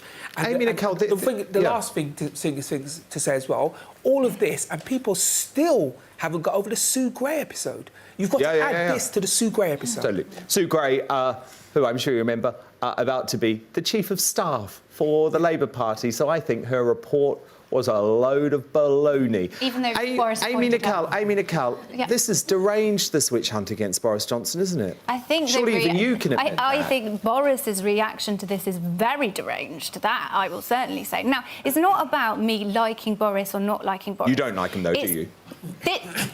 With this discussion, I want to put that to one side because I think. But you don't. That this whole saga is more fairly. It's gone fairly Trumpian at this point because it draws into question our processes, our democracy. If you start to suggest that the House can't be trusted, that sets a precedent that's very, very, very worrying. But what about what Alison Pearson just described about that it's hypocrisy? an absolute spit in the face of our democracy, which is a massive part of our British sovereignty, which you're a massive fan of. Amy, this suspension, 90 days, there's been some seriously crooked MPs who've got suspensions that are less than that. We've had people with renting out rent boys who've got less of a suspension than Boris Johnson. Standing up in front of the House and not recklessly but intentionally lying to the House, that cannot Tony be Blair, underestimated. Iraq War.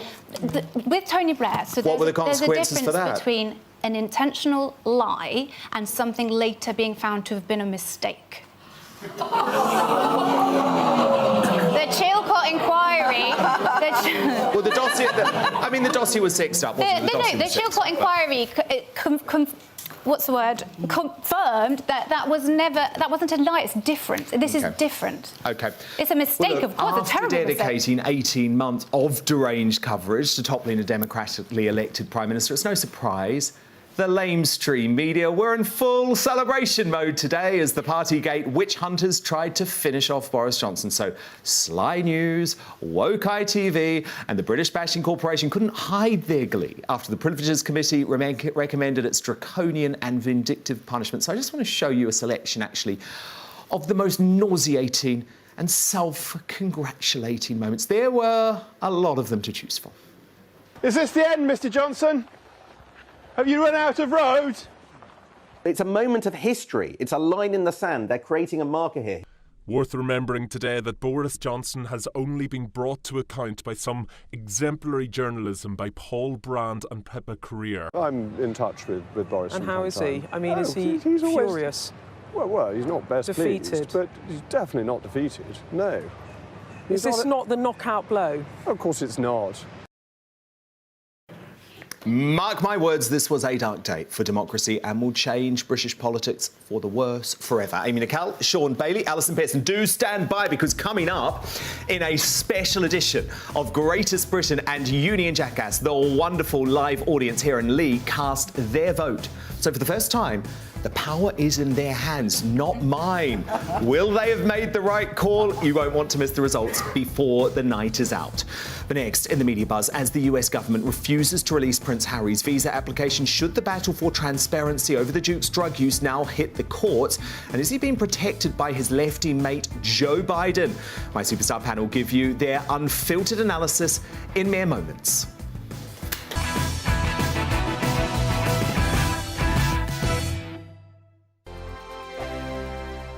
I joined GB News because I was sick and tired of not hearing my views being represented, not just mine, but so many people that I knew and spoke to. I just couldn't get my voice out there. I couldn't say anything. I couldn't do anything. Whatever the narrative was, I kind of had to follow it. GB News is there to provide a voice for those who have been ignored by the establishment media. We think different things, we've got a different style. GB News is here to be optimistic and positive about the future. It's real kind of dynamic and flowing, with the audience very much at the heart of it, like a big family.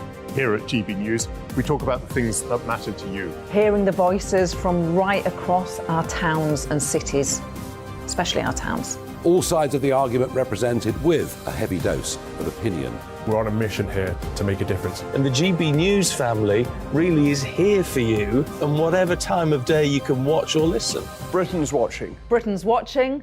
We're proud to be GB News, The People's Channel. Britain's news channel. Monday to Thursday, 9 p.m. till 11 p.m. Join me, Dan Wootton. I'll bring you the sharpest takes and hottest debates. Do you not believe in prison? I don't believe in prisons. I'm completely Right. stunned. I guarantee you there'll be no spin, no bias, no censorship. I actually was personally quite offended by it. And no reason to go to bed. So I guess they've always been quite woke. That's Dan Wootton tonight on TV, radio and online. Monday to Thursday from 9 p.m. till 11 p.m. on GB News. The People's Channel, Britain's news channel. You've probably seen politicians interviewed 1,000 times, but we do it differently. We find out who they really are, we don't shout, we chat, and hopefully we bring a bit of light, not just heat. Did you know Kate Moss? Apparently. Do you have a pair of jeans or a pair of jeans? No, of course I don't. What would I do with them? My friends are like, oh my God, what's she doing now? Join me every Sunday at 6 for Gloria Meets, only on GB News, the People's Channel, Britain's news channel. Weeknights on GB News from 6 p.m. You'll always get drama. Please stop, Michelle. I know, yeah. Please stop. Should I just shut up? Romance. You like me, I like you. There you go. There you are. Well, don't tell anybody. Adventure. Etc. That's the whole point. But bomb. And action. Sergeant Reed, my superstar panel, they're already at it. They're fighting. It's going to be quite a show. Only on GB News. Britain's watching. In a world of dull and predictable radio and TV shows. Oh, hi. On Mark Dolan tonight, we've got big guests. We drill into the big stories of the day. The show adds up to a brilliant listening and viewing experience. Mark Dolan Tonight is the most entertaining current affairs show ever, and that's a fact. That's Mark Dolan Tonight, Fridays from 8, Saturday and Sunday from 9. Only on GB News, the People's Channel, Britain's news channel.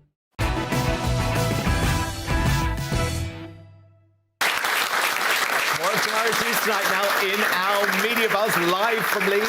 More front pages are in, hot off the press, straight to them. And the Daily Mail leads on a Tory revolt over the, quote, vindictive bid to banish Boris from Parliament. MPs and grassroots activists have been left furious after the, quote, spiteful Partygate report called for the former PM to be banned from the parliamentary estate. The Guardian also leads on the Privileges Committee verdict. I imagine they have a slightly different take on it. The report recommended a ludicrous 90-day suspension for the former PM. The Daily Telegraph leads on rallying cries from Boris allies who have vowed to oust MPs who vote for the Privileges Committee's recommendations when it comes to the Commons on Monday. That includes that lifetime ban, of course, from the parliamentary estate. Crucially, the paper understands that Boris himself will be making a series of public appearances in the coming weeks to push his policy agenda. My superstar panel back with me now. Top Daily Telegraph columnist Alison Pearson. Lord Sean Bailey, soon to be, and the best-selling author Amy Nicole.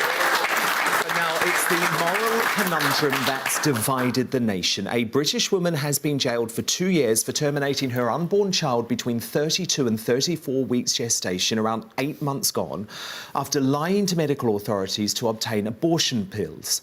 Prosecutors said Carla Foster, 44, misled the British Pregnancy Advisory Service during lockdown by saying she was under the 10-week cut-off period. The court heard that Foster researched abortion online throughout the months of her pregnancy before finally taking the pills at home. Her daughter was stillborn 2 days later. Psychiatric reports concluded she was not suffering any serious mental illness at the time. The likes of outgoing Green Party MP Caroline Lucas and Labour's Stella Creasy have called her 2-year sentence archaic and inhumane, demanding a radical overhaul of abortion laws. But our very own Alison Pearson wrote in the Daily Telegraph, if you choose to abort your baby at 32 weeks, jail is exactly where you belong. So, Alison, this really has been a moral debate that has split the country. Why do you think this woman deserved jail? Well, I think when people read the headline, they probably think, oh, my goodness, a woman's been sent to jail for having an abortion. That's terrible. But this is a very different story, Dan. It's not a story about a normal abortion. This woman, Carla Foster, she was Googling, if I have an abortion at 30 weeks, will I go to jail? So she knew that she was very, very far into the pregnancy, and any ladies in the room who've, if we're allowed to call ladies, and any gentlemen in the room who've carried a baby.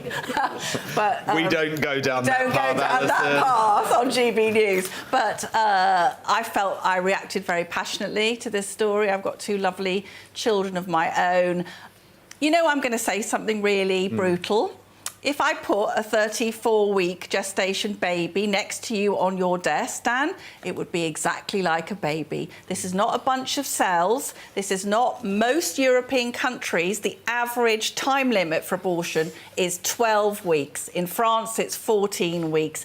This country has an extremely generous, relatively late abortion, which is 24 weeks. I support abortion. I've accompanied 2 friends to abortions. I find this action morally disgusting. And that little baby girl was killed by the woman whose job it was to protect her. Amy Nicole, you strongly disagree. You don't think this woman should have gone to prison. So why? No one is saying to change the legal limits. What we're saying is this demonstrates why we need to decriminalise abortion. Now, you hear that and you think that would mean that perhaps abortion centres would pop up all over the place offering abortions at 33 weeks. That's not what would happen at all. So, for instance, in Canada, abortion is fully legal up until term, but you'll find service providers, they'll provide abortions up until 24 weeks, which is a perfectly reasonable limit, which we have here. But it just means that anyone in the circumstances that this woman has exceptional circumstances. We're talking one every however many years.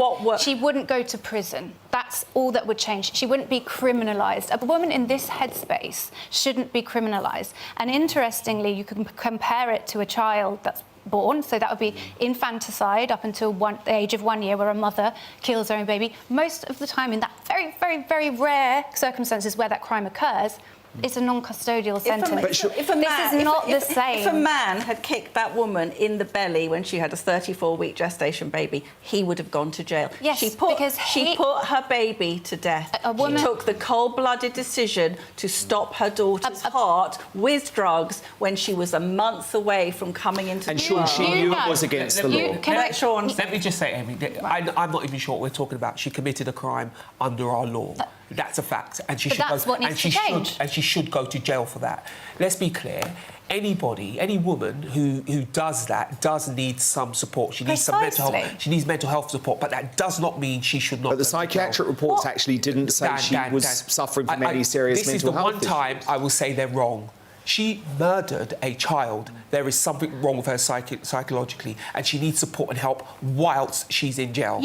Hold on, Amy. Let's be very clear. Whilst she's in jail, she should get that help. It's very important. And you know why, Dan? You know why? That's why I'm adamant about this. If she really didn't want that child, she could have given up the baby at birth. She did not need to kill that child. And it doesn't matter which perspective you take this from, if she has mental health problems or she's just wicked, it doesn't change And the look fact at all of the she people murdered who a are on those completely waiting viable lists for person. adoption. Indeed. Final word, Amy. I think any woman in this room who has been pregnant knows the effect, particularly an unplanned pregnancy. Your body can become a prison, and that woman is stuck in a prison in her own head forever for what she said. It said in the judging remarks that she sees the baby's face every day. She named the baby. That woman should not be in prison. And when you start using words like murder in relation to abortion, it is, as you like to say quite often to me, the thin end of the wedge. And I worry about where it could go. We start criminalising. She was beyond the period of all abortion. That's why I used the word murder. OK. Now, a dogged bid to get Prince Harry's US visa application released to the public was dramatically balked by his woke allies in the White House last night. Conservative think tank the Heritage Foundation demanded to see the Duke of Dope's papers to check whether he'd been honest about previous drug use, which he outlined in his tell-all memoir, Spare. It's been suggested the runaway royal would be given the boot from America if he told porkies about dabbling in the likes of cannabis, cocaine and magic mushrooms, which he boasted about. But in a case, maybe a predictable case, of Wotopians looking after their own, his application will be kept strictly under wraps for now after the administration of Harry's pal, President Joe Biden, slapped down a Freedom of Information request to see the paperwork. Now, the Heritage Foundation's Niall Gardner, a great friend of the show and Margaret Thatcher's former aide, is now vowing to take the case to federal court. This is what he told us exclusively tonight. Heritage Foundation has called on the Biden administration to release Prince Harry's immigration records in light of his extensive drug use. The Department of Homeland Security's attempts to stonewall our Freedom of Information request are outrageous and unacceptable, and we will be contesting their position. We will continue to fight every step of this case in United States federal court and will press for transparency and accountability. The release of Prince Harry's US immigration records will ultimately be decided in federal court by a federal judge.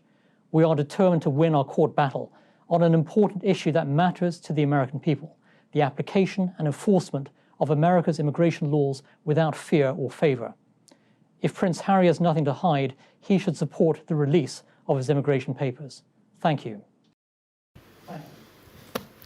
Well, look, Niall's a really great man, and Alison Pearson, I had a conversation with him last night. He's actually convinced that once this gets to federal court, they will have to release the documentation. But it seems pretty clear to me that this is Biden looking after Harry, and Harry should be very worried if Trump ends up back in the White House because they think he might be on the first plane out. Well, look, I'm a bit biased about this because I think anything that keeps Harry and Meghan in California is a good thing.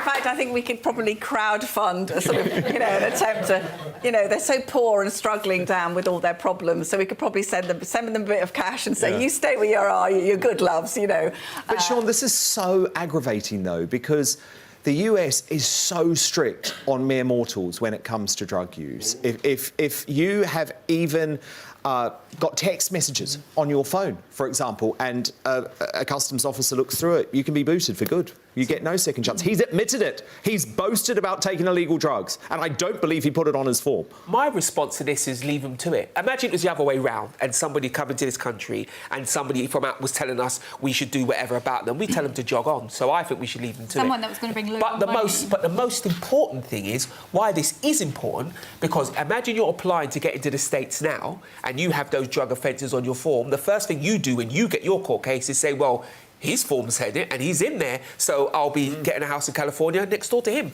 This is a real problem for the American administration. They cannot have one rule for Prince Harry and a different rule for somebody else, because that will cause them serious legal pain. So I think actually we'll end up in court and he will lose. And this is exactly why Harry cozied up to the Biden administration, isn't it, Amy? He expects and demands special treatment. And by the way, that's why he hates our Conservative government, because he asked for special treatment and he didn't get it. I think that was some impressive mental gymnastics. No, it's just a fact. Standards. It's just a fact. I'm not going to engage with this story because that Heritage Foundation, they just want attention and they need to get a life, basically. You do know they are a brilliant organisation. Well, then can they prove it otherwise? Because for me, losers. Like, why? If it's about attention, they're dealing with two experts in attention seeking. Is that That's fine. That's fine. We've got to make a living. As everybody knows, American border staff are absolutely terrifying. So how he's got away with this. There's a story I love. The late, great Peter Ustinov filled in the form going into America, and they asked, are you here, or are you here to commit acts of terrorism? And Peter Ustinov wrote as a joke, no other purpose for visit. And basically, they just sort of arrested him. Yeah, but Harry, I take all sorts of drugs and it's totally fine. Alison Pearson, Sean Bailey, Amy Nicole, my superstar panel, and do stand by because coming up, cannot wait for this. It is a special edition of Greatest Britain and Union Jackass because the brilliant audience here in Lee have cast their vote. For the first time ever, actually, on this show, I'm not choosing who's going to win. So who are they going to pick? You won't want to miss the results, which we're going to reveal to you in just 2 minutes' time.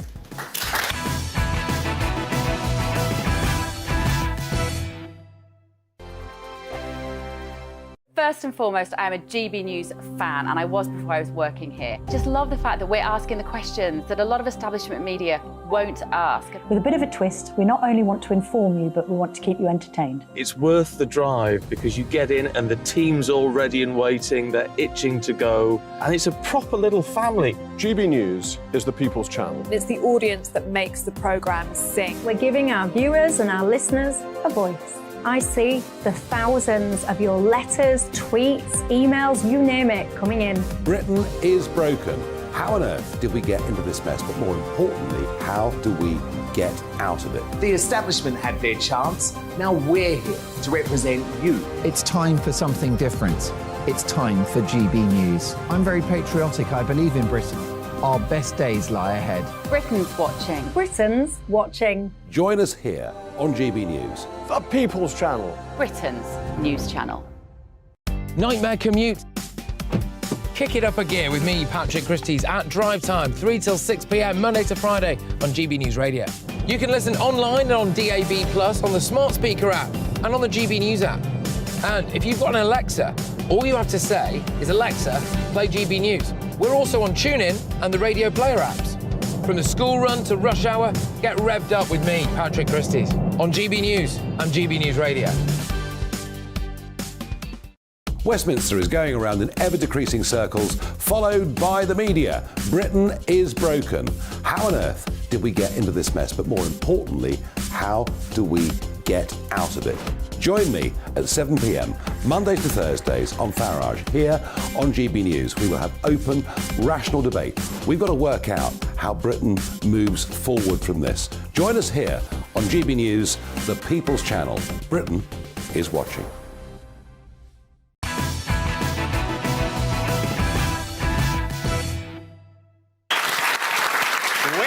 Live in Lee, and it's time now. I cannot wait for this to reveal the results of our very first Greatest Britain and Union Jackass that has been decided by our brilliant GB News live audience. OK, so straight to my superstar panel. Alison Pearson, who are you nominating as today's Greatest Britain? Liz Truss, to pick someone at random. True blue Conservative compared to the snot green Lib Dems masquerading as Conservatives. I think Margaret Thatcher would really admire Liz's fighting spirit. And were you all impressed with Liz Truss tonight? OK, interesting. Anyone not impressed? Not completely convinced. So one person. Of course it's Amy Nicole. Of course it's Amy Nicole. Sean Bailey, your Greatest Britain nominee. My Greatest Britain is the armed forces. 41 years ago yesterday, Britain won the Falklands War, and it's a reminder that the freedoms we have to be fought for. So I want to praise the armed forces, the servicemen and women who fought that war, and their families, and also Margaret Thatcher, who provided some leadership. She would be aghast about the things that are happening today. Yeah. She was an Iron Lady for a reason, because if you're at the top, you have to make a decision, and she made some around the Falklands War that saved many lives in a tough situation. OK, Margaret Thatcher, good choice. Amy Nicole, your nominee. Greatest Britain. Yes. It has to be Boris Johnson. No, I'm joking. So they work really hard. We all depend on them. They're on strike at the moment. So just to offer my support, solidarity to the junior doctors. Who are putting lives at risk. Well, the government are Putting lives at risk by striking. What a ridiculous choice. So look, this is the first time. I don't get to choose, though. I don't get to choose. We have been collating your votes, and guess what? In third place, with a rock bottom, 0% of the vote, it's the junior doctors going on strike. None of you get ill the battle tonight. for Oh first my place God. between Margaret Thatcher and Liz Truss herself, you're not going to believe this, and I promise you, this is completely accurate. It's 50-50, a draw, with both leading ladies sharing half of the audience's support. So the winner of tonight's Greatest Britain, Liz Truss and Margaret Thatcher. Alison Pearson, who's your nominee for tonight's Greatest? Union Jackass, quickly. Union Jackass, Alison. My Union Jackass is Harriet Harman. And we know why. Chair of the Privileges Committee, vindictive harpy, not at all biased, of course, against Boris Johnson. Sean Bailey, your nominee. Mine is Hamza Useless for saying that everybody should... Useless? Did you say useless? I did say that's useless, what I'd say, right? suggesting that members stand behind him, not suspending Nicola Sturgeon. And Amy Nicole, your nominee. For contaminating British politics, potentially forever. Thank you very much. It's Boris Johnson. Oh, come on. Well, look, again, I can't choose tonight. It's down to the audience. And the winner of tonight's Union Jackass in third place with 7% of the vote is Boris Johnson. Who are you lot? Put your hands up. In second place with 26% of the vote, SNP leader Hamza Useless, which means tonight's Union Jackass with a stonking 67% of the vote is Labour MP, chair of the Kangaroo Court, Harriet Harman. Can we go? We've got a boo here. Let's boo Harriet Harman. You have damaged British democracy, Harriet Harman, and our brilliant studio audience and Lee say to hell with you for that. Alison Pearson, Sean Bailey, Amy Nicole, my fabulous Dan Wootton tonight, live audience and Lee. Thank you, people, Liz Truss, and you for your company on this very special show. We're back in the studio on Monday night from 9 p.m. Have a brilliant weekend. Headliners is next. Good night.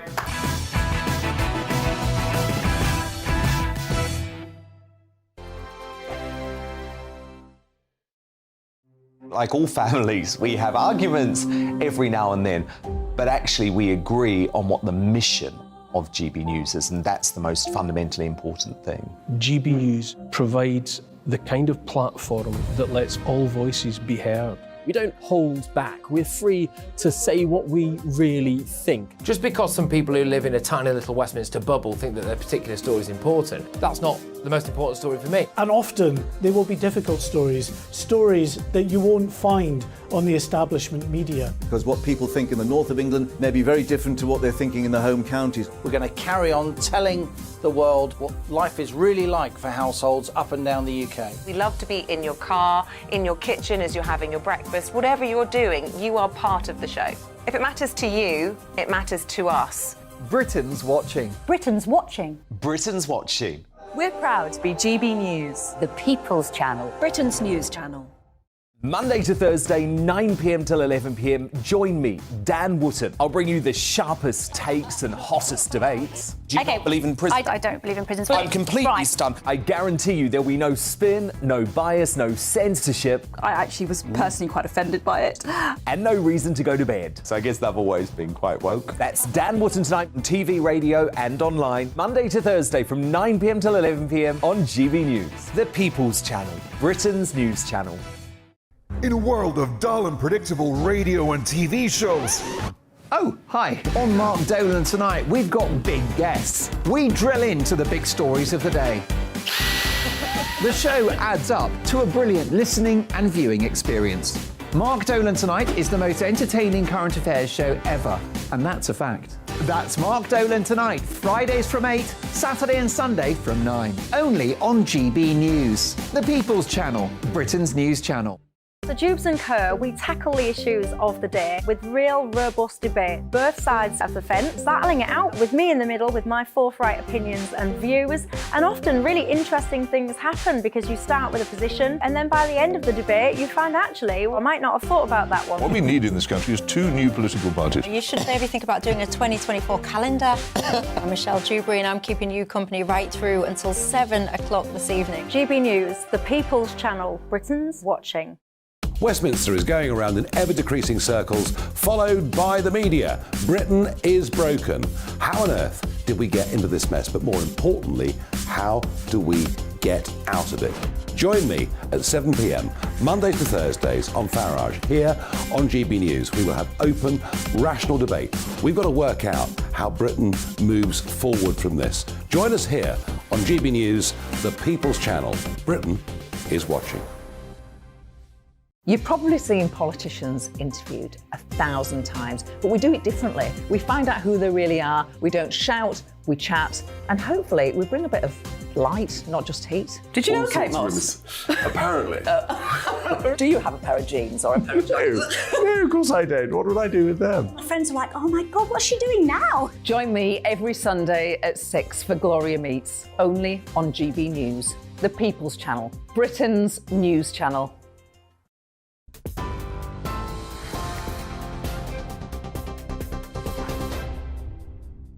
Good evening, you're with GB News. The former Prime Minister Liz Truss has told GB News tonight, exclusively, that she's still determined to fight for Conservative values. In her first televised address since leaving Downing Street, she accused some MPs of not understanding how to improve people's lives across the country. When asked about last year's mini-budget, Ms Truss blamed what she called the economic establishment for being too resistant to change. They are used to not being questioned. And the Bank of England, which has run monetary policy independently since 1997, in my view, didn't put interest rates up early enough.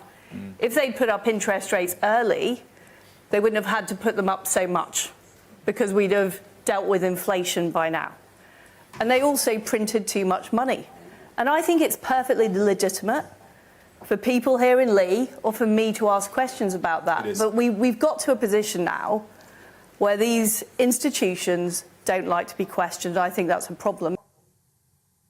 Speaking in Lee, in Greater Manchester this evening, Liz Truss also told GB News the Privileges Committee's findings that Boris Johnson deliberately misled Parliament seemed harsh. I know that Boris got a huge mandate, and he got a mandate to get Brexit done and to change Britain. And people voted for him because he was optimistic about our country's future. He had a vision. So in the first place, what I think was wrong was Conservative MPs removing an elected Prime Minister that so many people had voted for. Absolutely. And I think that has sown the seeds of huge problems for our party.